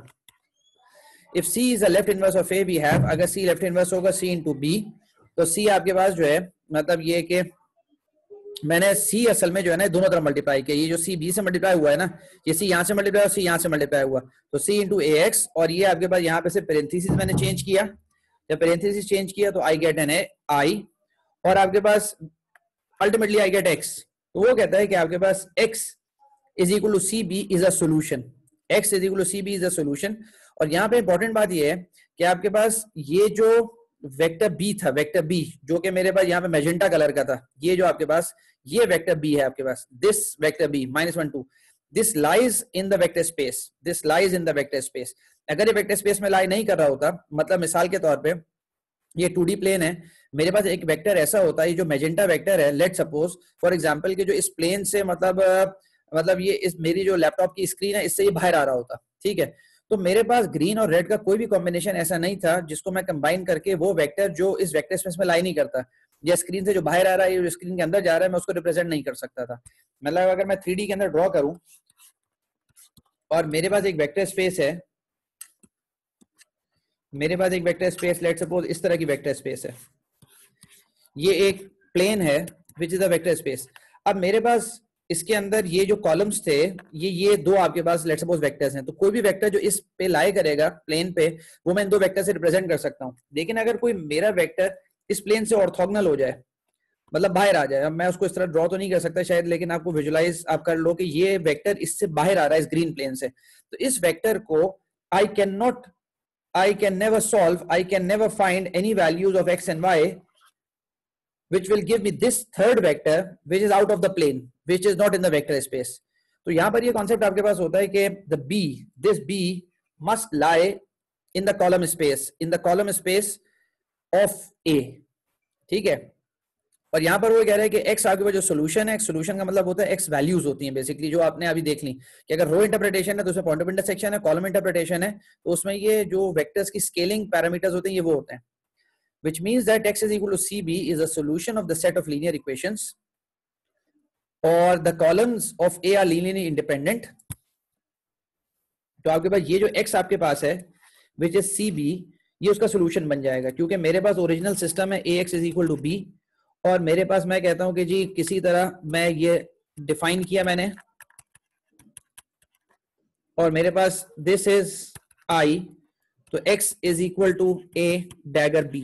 तो ये dagger basically जो है ना, ये आपके पास लेफ्ट इनवर्स है, जिसको यहाँ पर ये सी कह रहा है बार बार, जिसको ये सी कह रहा है ना, ये लेफ्ट डैगर है. तो दिस इज माय सॉल्यूशन. ये सॉल्यूशन उस वक्त एग्जिस्ट कर सकता है, सॉल्यूशन, रिमेंबर मैं लव सॉल्यूशन की बात कर रहा हूं क्योंकि मैथ्स में the words matter a lot. बाद में least square is not a solution when b lies in the column space of a, then I can find a solution, perfect solution, ठीक है. तो the columns of a are linearly independent, then there is a left inverse, so there is only one solution of the linear equation, only one solution of the linear equation. Or ax is equal to b, in other words x is equal to cb is the solution of ax is equal to b. तो ये वो वाहिद case होगा जब मेरे पास, जो बहुत ही ideal case, जो कि नेक्स्ट टू इम्पॉसिबल, कि मेरे पास ये सारे के सारे जो पॉइंट्स है ना, ये एक लाइन पे मेरे पास लाया करते हो, और मैं जो मॉडल बनाऊं वो ये वाला मॉडल बनाऊं. ये उस वक्त की बात है. तो मेरे पास एक ही सोल्यूशन होगा जब ये सारे पॉइंट्स इस तरह करके हों. लेकिन जब ये सारे पॉइंट्स मेरे पास इस तरह करके होते नहीं है, मेरे पास जो पॉइंट्स होते हैं वो तो आपके पास बिखरे हुए होते हैं. जब बिखरे हुए होते हैं तो मेरे पास ये वाला चीज मैं नहीं कर सकता, फिर मैं लीस्ट स्क्वायर की तरफ जाता हूं. रिमेंबर लीस्ट स्क्वायर के अंदर भी मुझे ए इनवर्स निकालना होता है, लेफ्ट इनवर्स निकालना होता है, लेकिन वो डिफरेंट होता है. ये वाला आपके पास डिफरेंट लेफ्ट इनवर्स है. लेफ्ट इनवर्सेस बहुत सारे होते हैं, जिस तरह भी पहले बात मैं बता चुका हूं. अच्छा, ये समरी मैं पढ़ देता हूँ यहाँ पे, क्योंकि टाइम अब सीधी बात है कि मेरे पास आधा घंटा है, मुझे ये टॉपिक आगे तक कंप्लीट करना है इस लेवल तक कि आपको असाइनमेंट्स आप समझ सको. In summary a left inverse can be used to determine whether or not a solution of an overdetermined set of linear equation exists, and when it does, find the unique solution. Left inverse का मतलब जो सबसे important इसका factor होता है वो determine करता है कि जो ओवर डिटरमिन्ड सिस्टम है, जिसमें नंबर ऑफ इक्वेशंस बहुत ज्यादा हैं, नंबर ऑफ वेरिएबल्स कम है, क्या इसका परफेक्ट सोल्यूशन निकल सकता है, और अगर नहीं निकल सकता तो फिर मैं जो है ना वो लीस्ट स्क्वायर की तरफ जाता हूँ. ठीक है, least squares gives you an estimate, लेकिन वो आम जबान में आम तौर पे बोल चाल के अंदर लीस्ट स्क्वायर सोल्यूशन ही बन जाता है बोलने में, लेकिन इन मैथमेटिकल टर्म्स सोल्यूशन उसी वक्त हो सकता है when B lies in the column space of A, और लीस्ट स्क्वायर्स के अंदर B never lies in the column space of A. तो when B never lies in the column space of A in least squares, तो ये कि वहां पे हम लीस्ट स्क्वायर्स एस्टिमेट्स बनाते हैं। ये सारी बात हो गई लेफ्ट इनवर्स के बारे में, जो कि थोड़ा बहुत डिस्कशन शायद आपको मतलब ये कि इससे फायदा हुआ हो। यहाँ पे जो एक बात उस वक्त मुझसे ये गलती हो रही थी, असल में मैं इस वेक्टर को नहीं देख रहा था। मैं क्विकली यहाँ पे बता देता हूँ, क्योंकि मैंने अभी सोचा इसको, ये जो आपके पास चीज है असल में I was missing this one, this is E I, ये जो बेसिस वेक्टर्स है, और मैं यहीं पे इसको जो चीज यहाँ पे मैंने ये गलत लिखी थी इसको मैं इसको करेक्ट कर देता हूँ। यहाँ पर ये इस तरह के इन्वर्स की बात नहीं कर रही है, ये जो इन्वर्स की बात कर रहा है, let me write you that one, वो ये कहता है x, let me write with some other colour ताकि वो डिफरेंशिएट हो जाए, x is equal to 1 over A I into E I transpose. वो ये कहता है कि आपके पास मैं कोई भी एलिमेंट इसमें से लूं, अब ये आपके पास है a1, ये आपके पास है a2, ये आपके पास है a3 और ये आपके पास है a4, मुझे लेफ्ट इनवर्स बनाना है। वो कहता है let's take let i is equal to 3, let तो x is equal to 1 over a3 और e3 ट्रांसपोज। यहां पर ये मतलब बनता है कि x is equal to 1 over a3, 1 over 3 is 3, और यहां पर जो आपके पास e3, ये जो आपके पास बेसिस वेक्टर्स है जिसका ट्रांसपोज, वो ये कहता है कि 0 0 थर्ड एलिमेंट पे 1 होगा, और ये ऑर्थोगोनल ये आपके पास वेक्टर्स होते हैं, ये जो ei आपके पास होते हैं। तो ये जो आपके पास वेक्टर बना x is equal to 0 0 1/3 and 0, वो कहते हैं now when you multiply these two vectors together, ठीक है, जो यहाँ पे मुझसे गलती हो गई थी ये दिस वन,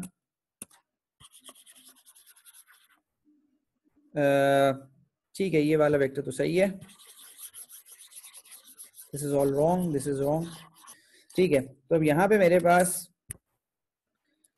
0 0 1/3 एंड 0, और ये जो वेक्टर है ग्रीन वाला this is 1 2 3 4, and then when you multiply these together, तो 0 into 1 plus 0 into 2 plus 1 into 3 into 3 plus 0 into 4, then you get a 1। ये कॉन्सेप्ट है असल में, जो उस वक्त मतलब मैं मिस कर गया था, जो मुझे यहाँ पे जो एक्सप्लेनेशन है वो ये एक्सप्लेनेशन है असल में। तो ये लेफ्ट इनवर्स बनता है। तो अब ये कॉन्सेप्ट है पूरा लेफ्ट इनवर्सेस का। लेफ्ट इनवर्सेस हमारे पास रेक्टेंगुलर मैट्रिसेस में और खासतौर पे जो स्किनी मैट्रिक्स होते हैं वहां पे हम यूज करते हैं। अच्छा, राइट इनवर्स, राइट इनवर्स का हमारे पास कॉन्सेप्ट, जिससे लेफ्ट इनवर्स आपके पास लेफ्ट में मल्टीप्लाई होते हैं, ये आपके पास राइट में मल्टीप्लाई हो रहा है, तो this is the right inverse, ठीक है। Now we turn the closely related concept of right inverse, a matrix x that satisfies this one, ax is equal to I, is called a right inverse of matrix A, or the matrix A is right invertible if a right inverse exists, or any right inverse has the same dimension as A transpose। तो अब यहाँ पे आपके पास अगर A आपके पास है m cross n और अगर x is n cross m, तो I डायमेंशन आप देखें m cross m बन जाएगा, क्योंकि यहाँ पे जो मैट्रिक्स की बात हो रही है that is a fat matrix, a fat A matrix. तो ये फुल आपके पास ये रो रैंक होगा, ये फुल कॉलम रैंक नहीं हो सकता, क्योंकि आपके पास m into n, m is less than n। तो ये मेरे पास वाली कंडीशन है जब मेरे पास जो है ना I have less number of equations और ये मोर वेरिएबल्स मेरे पास, ठीक है। तो मेरे पास वेरिएबल ज्यादा होगा, इक्वेशन मेरे पास कम है, अब मुझे उनको सॉल्व करना है, तो ये उस तरह वहां पे ये यूज किया जाता है। और यहाँ पे जो इनवर्स आपके पास बनेगा वो इनवर्स यहाँ पे आएगा, this will be the inverse which is termed as x, और ये आपके पास i हो गया, ठीक है। तो ये राइट इनवर्स का है, हम इसकी डेरिवेशन आगे देखेंगे, हम इन दोनों को यूज कहाँ पे करते हैं। फिर यहाँ पर ये सॉल्विंग क्या how you use right inverse, ये एग्जैक्टली वही कॉन्सेप्ट है जो भी मैं कॉलम में समझा चुका। यहाँ पर एक बेसिक एग्जांपल है, consider the matrix appearing in the example above on page 199। ये तो हमारे पास एक मैट्रिक्स है जिससे रेक्टेंगुलर मैट्रिक्स, वो कहता है ये दो इसके लेफ्ट इनवर्स हैं, आप वेरीफाई कर सकते हो, जब इन दोनों को मल्टीप्लाई करोगे you will gate identity matrix the over determined linear equations. तो जब भी आपके पास स्किनी या टॉल मैट्रिक्स होता है वो ओवर डिटरमिन्ड होता है, उसके अंदर इक्वेशन ज्यादा होती हैं और नंबर ऑफ अननोन्स कम होते हैं। और ax, अब ये over determined linear equations ax is equal to 1 minus 2 0 have the unique solution this x minus 1 minus 1. तो वो कहते हैं कि अगर मेरे पास एक सिस्टम है ax is equal to this, जिसको आप सॉल्व करके देख सकते हो, is equal to 1 minus 2 and 0, और उसके अंदर a की आपके पास this is a, तो व्हेन यू सॉल्व इट, ये ध्यान में रखना है कि यहाँ पे आप डायरेक्ट इनवर्स नहीं निकाल सकते. यहाँ पे जो इनवर्स निकलेगा वो आपके पास इनवर्स आपके पास जो निकलेगा वो क्या बोलते हैं, ये सूडो इनवर्स होगा, जो जनरलाइज इनवर्स जो कहलाता है. ठीक है, क्योंकि ये रेक्टेंगुलर मैट्रिक्स है. तो वो कहता है कि आपके पास x is equal to A dagger और आपके पास 1 minus 2 0, और वो कहता है ये यूज करो have the unique solution x is equal to 1 minus 1 which can be obtained from either of the left inverse. ये वाला लेफ्ट इनवर्स यूज करो या ये वाला लेफ्ट इनवर्स यूज करो, you will get this solution. अगर आप और से देखें, यहाँ पे इसका डायमेंशन हो गया 3x2 और आपके पास a का, एक second, this is A dagger, तो A dagger can be either B और सी. तो आपके पास बी का और सी का डायमेंशन आपके पास है 2x3 and this is 3x1, तो रिजल्टिंग आपके पास 2x1 है, दिस इज 2x1. तो ये आपके पास उसका आंसर है. वो कहता है कि this is the answer 1 minus 1. यहां पर एक इंपॉर्टेंट बात यह है कि ये जो आपके पास यहाँ पे बात लिखी हुई है 1 minus 2 0, 1 minus 2 0, ये जो आपके पास सिस्टम है, अगर आप इसको हाथ से प्लॉट करके देखेंगे, ये आपके पास 1 minus 2 0 lies in the column space of A. मतलब क्या कि अगर मेरे पास 1 minus 2 0, मतलब इन तीन इक्वेशंस को आप प्लॉट करें, -3, मैं इसको पूरा बना देता हूं यहाँ पे ताकि आपके पास -3 -4 4 6 और 1 1 x1 x2 में कर देता हूं इसको ताकि वो कंफ्यूज ना हो उससे. और यहाँ पर आपके पास है 1 minus 2 0. अगर आप इसको चाहे रो इंटरप्रिटेशन में लेके जाएं चाहे कॉलम इंटरप्रिटेशन में, रो इंटरप्रिटेशन या कॉलम इंटरप्रिटेशन में, ये तीनों आपके पास लाइंस एक पॉइंट पे इंटरसेक्ट हो जाएंगी. लेट सपोज मैं इसको ड्रॉ कर देता हूं एक हाइपोथेटिकली, और वो x1 x2 की वैल्यूज आपके पास आएंगी 1 और -1. अगर इसका मैं कॉलम इंटरप्रिटेशन की बात करूं कि कॉलम्स के लिहाज से मैं इसको इंटरप्रेट कर रहा हूं, तो यहां पे आपके पास एक वेक्टर, मतलब ये 3D के अंदर बनेगा क्योंकि आपके पास यू हैव 3 एलिमेंट्स. तो आपके पास ये -3 -4 -3 4 1 ये एक वेक्टर बनेगा, और -4 6 1 आपके पास ये कोई दूसरा वेक्टर बनेगा. और ये जो आपके पास 1 minus 2 0 है, this 1 minus 2 0 will ultimately this, ये कॉम्बिनेशन होगा रेड और ग्रीन का, और ये वेक्टर्स आपस में कंबाइन होंगे, ये -1 और -1 इस लिहाज से कंबाइन होंगे, and you will be able to produce this orange vector. ये कॉलम इंटरप्रिटेशन है इसकी. तो इसका मतलब ये है कि आपके पास यहाँ पे लीस्ट स्क्वायर्स नहीं लगेगा, हर जगह लीस्ट स्क्वायर्स नहीं लगता. जब आपके पास ये right hand side when it lies in the column space, तो आपके पास लीस्ट स्क्वायर्स नहीं लगता, कि आपके पास परफेक्ट सॉल्यूशन होता है. This is a perfect solution, this is a perfect solution. क्योंकि दोनों तरीके से आप निकाल सकते हैं.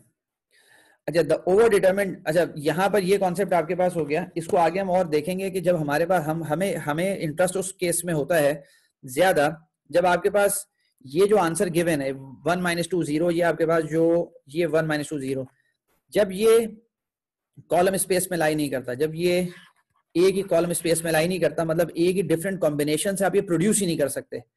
हम वो उसमें ज्यादा इंटरेस्टेड होते हैं, वहां पे हमारे पास लीस्ट स्क्वायर्स लगता है. ठीक है. अच्छा, उसके बाद वो कहता है द ओवर अगला पॉइंट देखें, एग्जैक्टली वही बात है जो मैंने अभी कहा कि ये पता नहीं किसी का मैसेज है.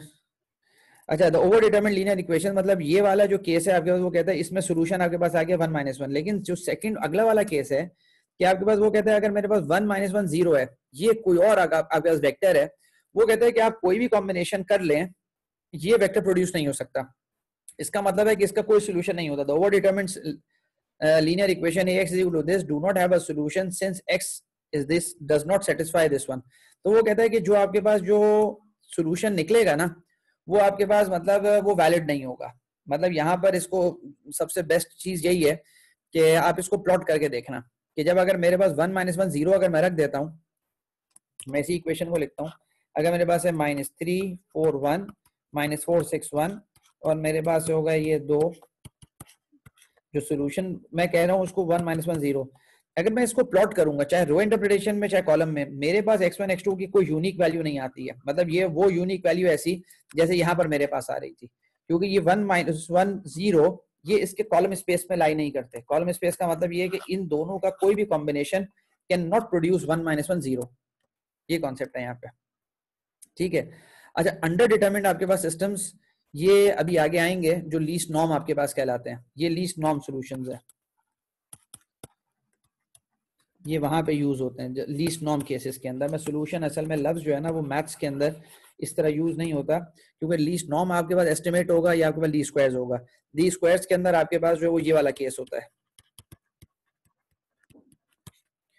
और लीस्ट नॉर्म में आपके पास ये। अच्छा, लीस्ट नॉर्म के अंदर जो आपके पास यूज होता है वो आपके पास राइट इनवर्स यूज होता है।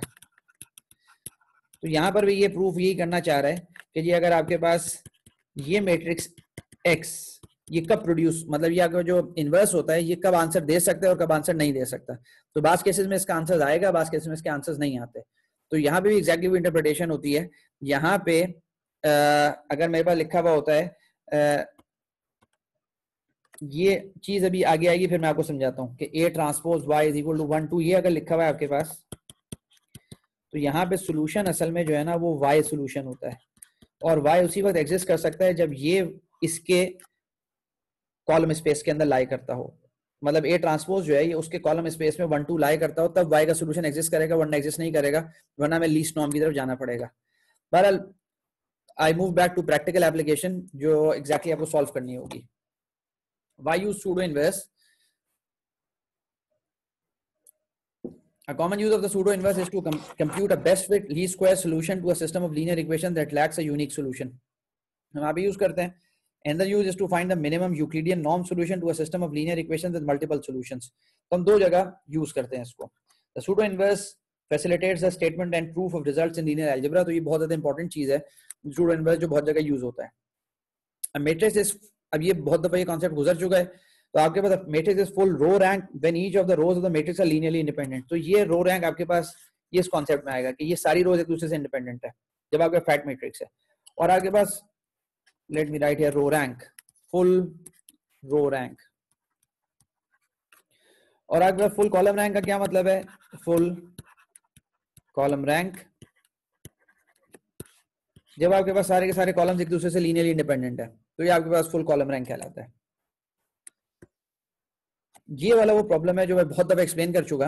अब यहाँ पे अब मतलब ये इसको फॉर्मुलेट किस तरह करते हैं प्रॉब्लम को, ये वाला कॉन्सेप्ट तो मैंने आपको काफी दफा समझा दिया। ये है क्या, मैं स्क्वायर्स को क्यों मिनिमाइज कर रहा हूँ, क्या कर रहा हूँ, इंटरपोलेशन क्या है, एक्सट्रापोलेशन इसके अंदर क्या है कि जी मेरे पास अगर ये सारे डेटा पॉइंट्स गिवन है और मुझे ये एक मॉडल डिटरमिन करना है, orange is my model, orange is my model, और ये ऑपरेटिंग रेंज था जो मैंने कल लिखा था, और ये 3 मॉडल्स हैं जो मैं फिट करना चाह रहा हूँ। और ये मतलब है एक्सट्रापोलेशन का कि यहाँ पे मैं चाह रहा हूँ कि कोई पॉइंट अगर मेरे पास यहाँ कहीं लाई करता है तो ये कि मैं ये डिटरमिन कर सकूँ कि इसकी वैल्यू क्या होगी, वाई वैल्यू क्या होगी।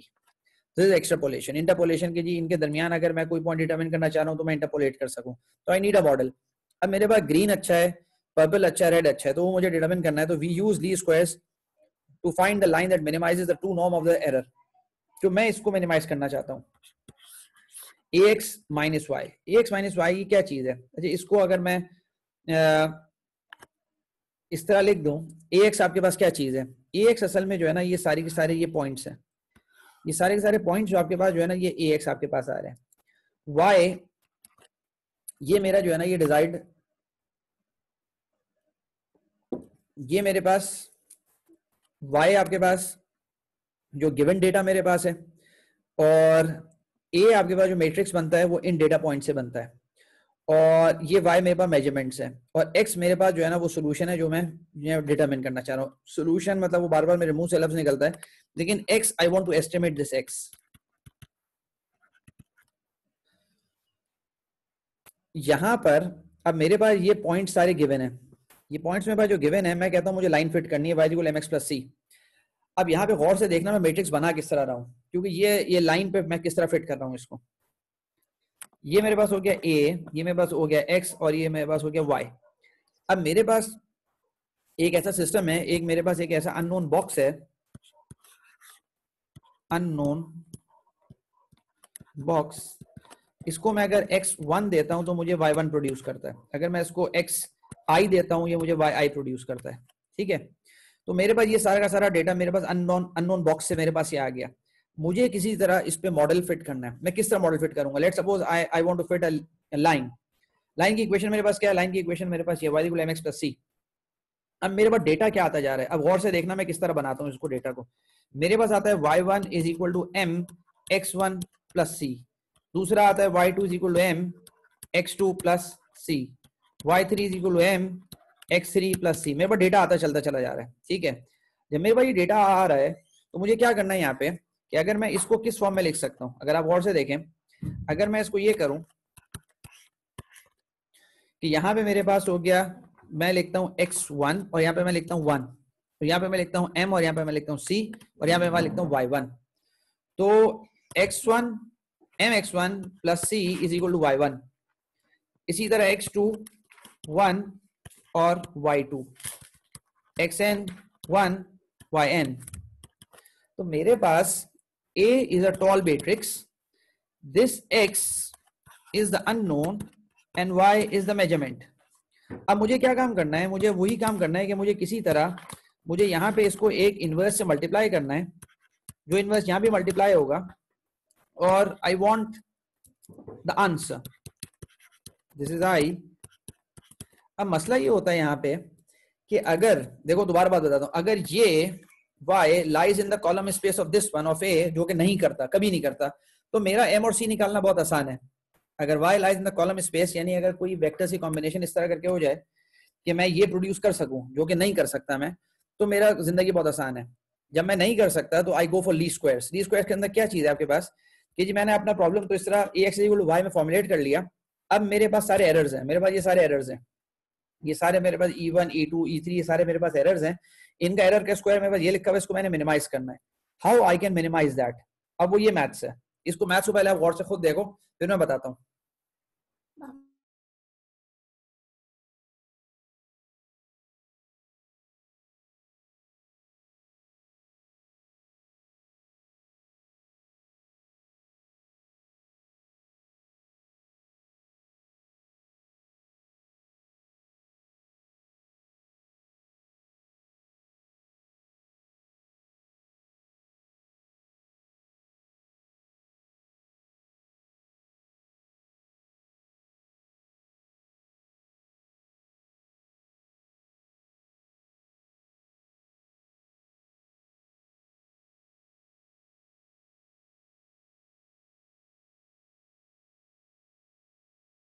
अच्छा ठीक है, आप में से कौन आदमी शुरू करेगा इसको एक्सप्लेनेशन करना कि यहाँ पे मैंने प्रूफ किस तरह किया है, इसके अंदर मैथ्स कौन सी इस्तेमाल की है, कौन बताएगा? बिल्कुल बेसिक इंटर की मैथ्स है यहाँ पे।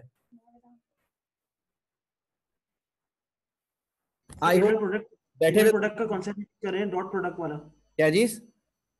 इनर प्रोडक्ट जिस तरीके से होता है ना कि हमारे पास ट्रांसपोज को मल्टीप्लाई करते हैं, बिल्कुल है। इसका बेसिक पूरा का पूरा जो मैथ्स है, इसकी एक बड़ी बेसिक कॉन्सेप्ट है। एक मिनट ठहरो यार, एक तो आप लोगों को मैं जानता बहुत कम को, तो फिर मैं पूछ बहुत कम लोगों से सकता हूँ, मुझे अंदाजा नहीं आप लोगों का हाल क्या है मैथ्स का।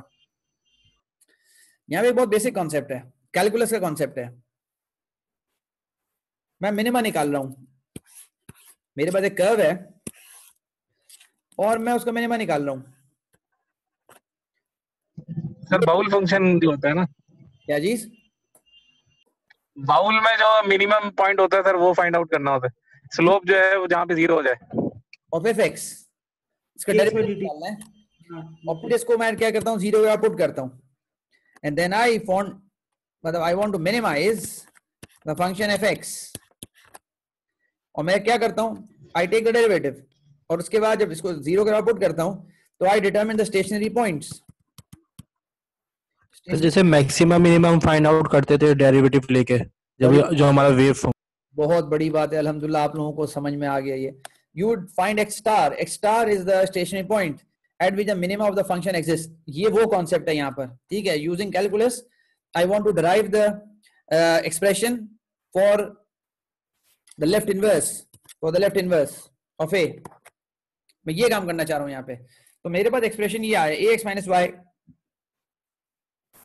यूक्लिडियन नॉर्म का स्क्वायर। ये ध्यान में रखना, ये 2 जो है ना, ये वैसे ही बस मजाक में नहीं लिख दिया है कि नीचे भी 2 लिखा है तो मैंने ऊपर भी 2 लिख दिया वैसे ही, ताकि जो है ना देखने में अच्छा लगे।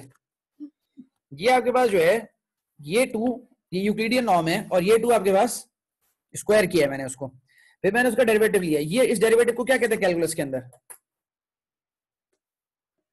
डेल एक्स दावा। और तीन नाम ले लो, पार्शियल डेरिवेटिव है, ठीक है, क्योंकि I have lots of variables, तो ये कि I am taking partial derivatives. वैसे मेरे हिसाब से ये डावा एक्स ही इसको कहा जाता है, लेकिन ये कि हम इसको डेल एक्स भी कहते हैं, but this is partial derivatives. Partial derivative आपने लिया, ये मैंने क्या काम किया, कौन बताएगा ये? What is this? सर ये वो है ना इनर प्रोडक्ट इसका। Means inner product. क्योंकि मुझे ये पता होता है कि x transpose x is equal to the Euclidean norm. This is the same. The inner product is the Euclidean norm. तो ये वो चीज है, इसको मैंने यहाँ पे यहाँ किया। फिर मैंने क्या किया, मैंने इसको ब्रैकेट्स ओपन कर दिया, तो ax multiply by ax transpose multiply by ax, तो ax का ट्रांसपोज आपके पास क्या बना? ax transpose is what? x transpose a transpose, तो this x transpose a transpose multiply by ax, फिर minus 2 x transpose a transpose y, क्योंकि आपके पास ax आपके पास मल्टीप्लाई हो रहा है y से और यहाँ पे y मल्टीप्लाई हो रहा है आपके पास ax से, तो you get 2x transpose a transpose y, ultimately you are multiplying y transpose with this y, तो you get y transpose y, तो ये पूरा 0 के बराबर हो गया। तो आई एक्सपैंडेड द एक्सप्रेशन, उसके बाद मैंने इसका पार्शियल डेरिवेटिव लिया है। पार्शियल डेरिवेटिव मैंने लिया तो आपके पास यहाँ पर क्या है, ये एक्स स्क्वायर है बेसिकली, क्योंकि you have 1x and the second, तो ये एक्स स्क्वायर हो गया, तो 2a ट्रांसपोज a x, तो आपके पास सिंपल एक्स स्क्वायर का डेरिवेटिव आपके पास 2x होता है, तो ये आपके पास 2x हो गया और ये आपके पास यू गेट दिस मैट्रिक्स। यहाँ पे आपके पास जब पार्शियल डेरिवेटिव लिया तो this goes off 2a transpose y बचा, यहाँ पे आपके पास this a constant number because you don't have x, तो यू हैव द एक्सप्रेशन। इसके बाद क्या किया, यहाँ पर this goes on the right, तो a ट्रांसपोज y हो गया, 2 get cancelled, now you have a transpose a और a ट्रांसपोज, तो ये कि यहाँ पे आपने पूरा मल्टीप्लाई किया। After this one a transpose a inverse को मल्टीप्लाई किया a transpose a x is equal to a transpose a minus 1 with a transpose y, so this get cancelled, not cancelled, this becomes I, or you have this one a transpose a minus 1 a transpose y, so this is my a dagger, the left inverse। तो मेरा ली square को problem अगर उसको मुझे मतलब ये कि उसका मुझे एस्टिमेट निकालना है, तो I have this left inverse, ठीक है, ये स्पेसिफिक लेफ्ट इनवर्स है जो एरर के स्क्वायर को मिनिमाइज करता है, ठीक है। यहां पे मैं रुक जाता हूं, कोई बात पूछनी हो तो आप पूछ लो।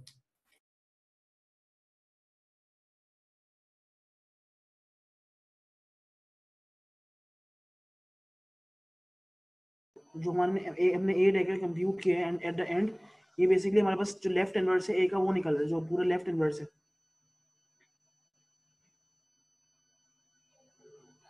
हमारे पास ये जो लेफ्ट इनवर्स हमारे पास निकला है, जी जी, इससे हमारे पास एस्टिमेट निकलेंगे।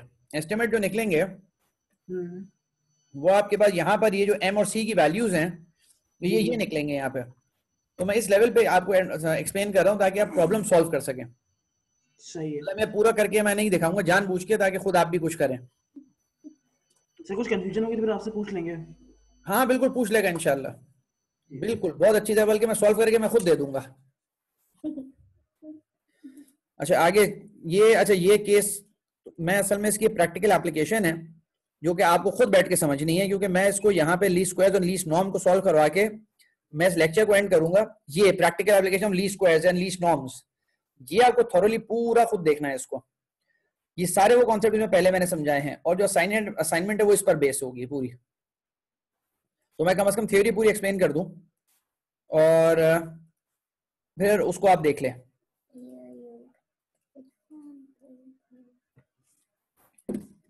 अंडर डिटरमिन्ड सिस्टम्स, तो हमारे पास ये बिल्कुल उसका जो है ना, मतलब ये कि केस ओवर डिटरमिन्ड आपके पास केस बी था। अंडर डिटरमिन्ड के अंदर आपके पास कॉन्सेप्ट यहां पर ये है कि you have less number of equations and you have many variables और अगर less equations and you have these. मिसाल के तौर पे मैं यहां पे एक बात समझाता हूं कि जी मेरे पास एक्स वाई प्लेन, क्योंकि ये इसको समझाना सबसे आसान होता है, आर स्क्वायर, और यहां पे मुझे अगर एक आदमी कहे कि आई हैव दिस इक्वेशन और 2x + 3y = 7, लेट्स सपोज, वो कहते हैं ये मेरे पास एक इक्वेशन एग्जिस्ट करती है, यहाँ पे इसको सॉल्व करो। तो मतलब हमारा डायरेक्टली सवाल होगा कि भाई क्या सॉल्व करें, इसमें क्या करें इसके अंदर। If you want to determine the values of x and y, तो मुझे या फिर तो कोई और इक्वेशन दो, अगर कोई और इक्वेशन नहीं तो उसमें सॉल्व कैसे करूं।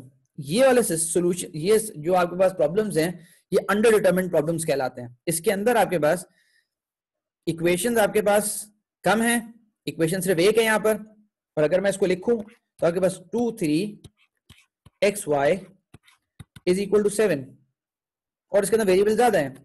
अगर मैं R3 पे चला जाऊं, मतलब आप शायद ये सोचेंगे कि ऐसा प्रॉब्लम कैसे एग्जिस्ट कर सकता है, जबकि ऐसे प्रॉब्लम बहुत ज्यादा जगह आते हैं जो लीस्ट नॉर्म्स कहलाते हैं, जो आगे आप यहाँ पे जब पढ़ोगे ना तो खुद ही आइडिया हो जाएगा कि जब डेटा पॉइंट्स कम होते हैं और मुझे मॉडलिंग करनी होती है तो सारा का सारा मसला यहाँ पे आगे फंसता है। मेरे पास यहाँ पे 2 प्लेन्स हैं, मेरे पास एक ये प्लेन है और मेरे पास एक और प्लेन है, let's suppose I am unable to draw it, क्योंकि यहाँ पे ड्रॉ करना थोड़ा सा डिफिकल्ट हो जाता है। मतलब मैं चाह रहा हूं कि उसका पॉइंट ऑफ इंटरसेक्शन आपके पास ये है, मतलब ये असल में प्लेन जो है ना, ऑरेंज प्लेन, ये रेड को काटता हुआ जा रहा है। अब ये जब आपको काटता हुआ जा रहा है, you have these 2 planes in R3, और मुझे ये कहा जाता है कि भाई मतलब ये कि इसको सॉल्व करो। जब इसको सॉल्व करो तो ये कि मेरे पास कोई एक पॉइंट नहीं आता, कोई एक पॉइंट में मेरे पास, अगर यहाँ पे गौर से देखो, I have this all these points which might form a solution. ये इस जैसे मसले होते हैं जिनको मुझे हैंडल करना होता है कि जब मेरे पास नंबर ऑफ इक्वेशंस मेरे पास कम है और मेरे पास वेरिएबल ज्यादा हैं। अब यहाँ पे अगर आप देखें कि मेरे पास इक्वेशंस 2 बनेंगी, आई हैव 2 प्लेन्स, मेरे पास एक इक्वेशन इस प्लेन की बनेगी, दूसरी इक्वेशन इस प्लेन की बनेगी, और मेरे पास वेरिएबल्स मेरे पास 3 है, मेरे पास XYZ 3 वेरिएबल्स हैं और मेरे पास इक्वेशंस 2 हैं, तो I can not get an exact solution. तो ये उस जैसे प्रॉब्लम्स के लिए हम इनको देखते हैं। तो as are m cross n और m is less than n, full row rank, तो आपके पास this is full row rank.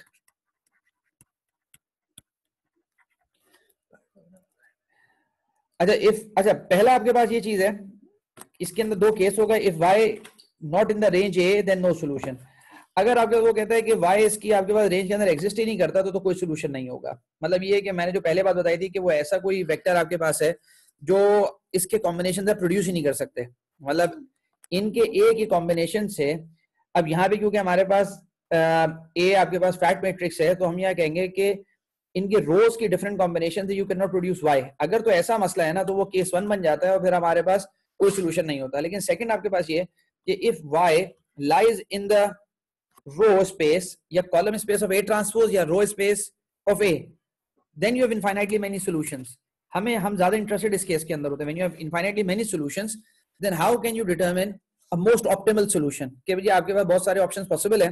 Controls में तो ऑप्टिमाइजेशन के अंदर नॉर्मल मसला है कि you have many different options.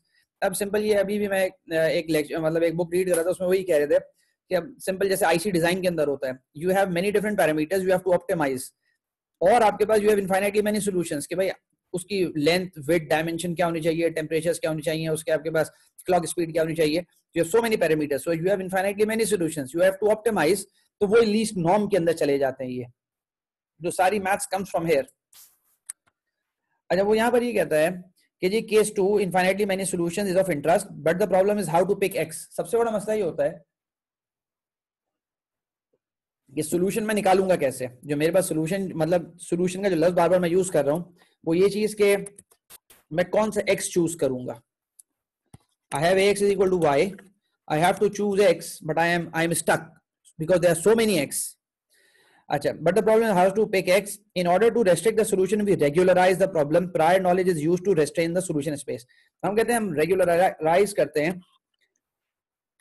Regularise करने का मतलब ये होता है कि आपके पास कोई ना कोई और उस पर कंस्ट्रेंट डिफाइन करते हैं, ठीक है। वो कंस्ट्रेंट डिफाइन करने के बाद फिर हम सॉल्यूशन स्पेस को थोड़ा रिस्ट्रिक्ट करते हैं। हम कहते हैं कि भाई नहीं, उसकी क्लॉक स्पीड इतनी होनी चाहिए, टेम्परेचर ये होना चाहिए, उसका साइज जो है ना डायमेंशन इतने से बड़ा नहीं हो सकता, मतलब ये सब उसकी जो है ना, मतलब डिफरेंट प्रॉब्लम्स के डिफरेंट आपके कंस्ट्रेंट्स होते हैं।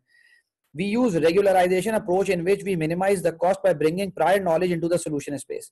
तो आपके पास हम प्रायर नॉलेज लेकर आते हैं, और प्रायर नॉलेज का मतलब ये है कि वो स्पेसिफिक प्रॉब्लम के अंदर हम कंस्ट्रेंट डिफाइन करना शुरू करते हैं। जब कंस्ट्रेंट डिफाइन करते हैं फिर हम सॉल्यूशन चूज करते हैं कि हमारे पास we have infinite many possibilities, और अब उनके अंदर ये कंस्ट्रेंट को कौन जो है ना वो मतलब हैंडल कर रहा है, और फिर मतलब this is we minimize x, this is the cost function subject to y equal to ax, कि आपके पास ये मेरे पास कंडीशंस गिवन है, y इक्वल टू ax, ये मेरे पास ये डेटा गिवन है, और मेरे पास jx मेरे पास जो कॉस्ट फंक्शन है ये मुझे इस पे रिड्यूस मतलब ऑप्टिमाइज करना है। How to define jx? We minimize jx subject to the constraint that solution x satisfies the data and x should be minimum। वो कहता है कि आपके पास हमें ऐसा x चाहिए जो इसको जरूर सेटिस्फाई करे, मतलब सीधी बात है अगर इसको सेटिस्फाई नहीं करके हमारे लिए कुछ किसी काम का नहीं है, क्योंकि y इक्वल टू ax हमारे पास जो है ना it is coming from this data point, from this ये हमारा एक्चुअल प्रॉब्लम है।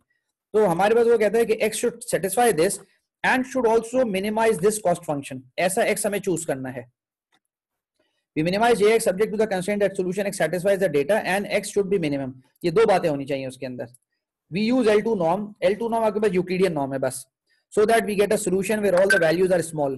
तो हम L2 norm यूज करते हैं। अच्छा, नॉर्म को चूज करने का मतलब ये सब ऑप्टिमाइजेशन के कॉन्सेप्ट्स हैं, जिंदगी रही, और ये कि अगर आगे ये कोर्स पढ़ाए और अगर लोग उसमें रजिस्टर हुए तो ये कि वहां पे फिर ये सारे कॉन्सेप्ट्स आते हैं कि how you choose these parameters जब आप ऑप्टिमाइजेशन की तरफ जा रहे होते हैं। We want the x to be small in the L2 sense, that is L2 norm should be minimized। It is also called the Euclidean norm। तो ये आप बहुत गौर से पहले देख चुके हैं। तो we want to minimize the values of x subject to this constraint कि जी मेरे पास ये तो गिवन है कि ये इसको तो सेटिस्फाई करना ही करना चाहिए। अब मेरे पास x के बहुत सारे पॉसिबिलिटीज हैं, मतलब दोबारा अगर मैं ड्रॉ कर दूं, I have this equation। अब मुझे अगर मैं कहता हूं जी x1 x2 इसको, और this ax is equal to y, अब वो कहता है कि जी आपके पास you have to determine the value of this one, that is ये वाला आपको x1 x2 चूज करना है, ये वाला x1 x2, ये वाला x1 x2, कौन सा वाला x1 x2 चूज करना है। तो वो कहता है कि मुझे वो वाला x1 x2 चूज करना है जो मिनिमाइज करेगा नॉर्म को, अब वो कहता है consider solution space to be r square, जो कि मैं भी आपको बता चुका। Suppose we want L2 norm square to be this. अच्छा, अभी टाइम थोड़ा कम है, मैं आपको अक्सा ने क्या लिखा है, वालेकुम सलाम, नहीं अभी वाला नहीं,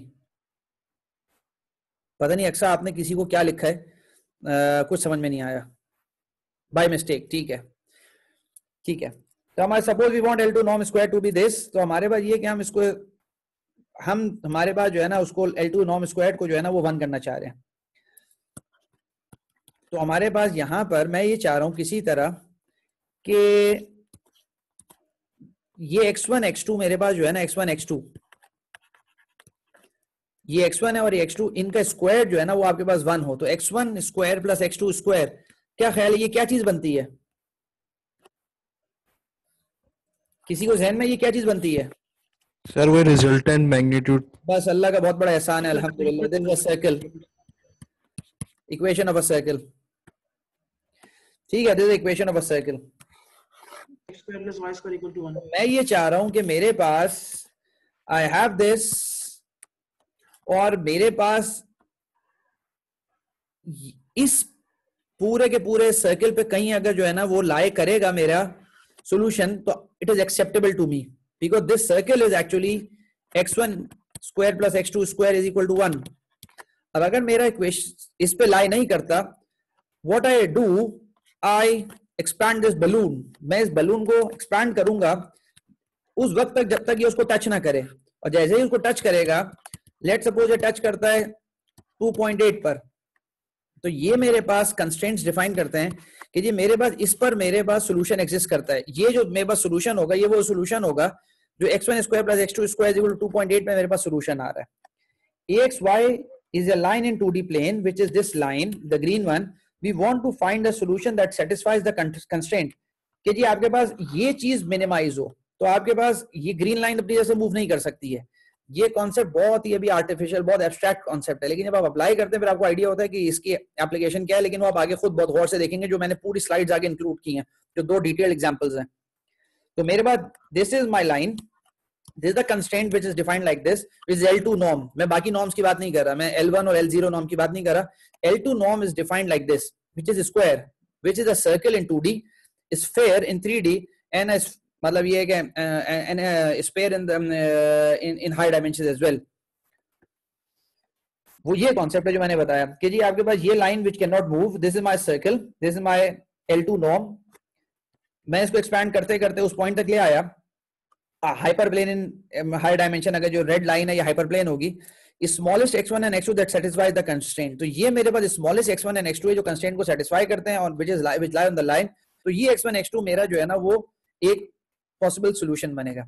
the final proof of this course, मतलब अगर मैं एसवीडीज पढ़ाऊंगा तो देन नॉट, और अगर नहीं पढ़ाया तो देन द फाइनल प्रूफ कि जी ये आपके पास सॉल्यूशन कैसे बनेगा। कि अगर least norm solution solves optimization problems x transpose x equal to y, ये उसका इनर प्रोडक्ट हो गया। अच्छा यहाँ पे मेरे पास एक कॉन्सेप्ट है, पता नहीं आप लोगों ने कभी अंडरग्रेड में देखा हो कि नहीं, इसको लैग्रांज मल्टीप्लायर्स कहते हैं। हमने इसको डिफरेंशियल इक्वेशंस में जीआईके में पढ़ा था। इसको introduce Lagrange multipliers Lx lambda. ये आपके पास ऑप्टिमाइजेशन के लिए यूज किया जाता है जब आपके पास कंस्ट्रेंट्स होते हैं, when you have to optimize and keeping in view the constraints. तो ये आपके पास फंक्शन को ऑप्टिमाइज करना है, ये लैग्रांज मल्टीप्लायर हो गया lambda T. Transforming constraint optimization problem into unconstraint, तो ये कंस्ट्रेंट ऑप्टिमाइजेशन का प्रॉब्लम है, ये अनकंस्ट्रेंट ऑप्टिमाइजेशन है। तो lambda T is equal to ax minus y। अब मुझे यहाँ पे क्या करना है, ऑप्टिमैलिटी कंडीशन मेरे पास 2 होती हैं यहाँ पे। ये मेरे पास एक होता है डेल एक्स एल, मतलब ये पार्शियल डेरिवेटिव ऑफ x और partial derivative of l with respect to x, ये 0 होना चाहिए, और partial derivative of l with respect to lambda 0 होना चाहिए। मतलब ये स्टैंडर्ड थ्योरी है लैग्रांज की, इसमें कोई नई चीज यहाँ पे मैं नहीं पढ़ा रहा हूँ यहाँ पे। तो यहाँ पे अब ये इस फंक्शन को, इसको मैंने सबसे पहले जो है ना यहाँ से इसका डेरिवेटिव लिया एंड देन दिस वन। तो यहाँ पे जब आप इसका डेरिवेटिव, दिस इज 2x, मतलब ये x स्क्वायर था, सीधी बात है, तो x स्क्वायर का 2x हो गया, और यहाँ पे आपके पास लैम्डा ट्रांसपोज ax हो गया, तो lambda transpose a transpose lambda हो गया यहाँ पे, और वेट अ मिनट, और x transpose x plus lambda transpose ax और माइनस लैम्डा ट्रांसपोज y, तो दिस इज 2x।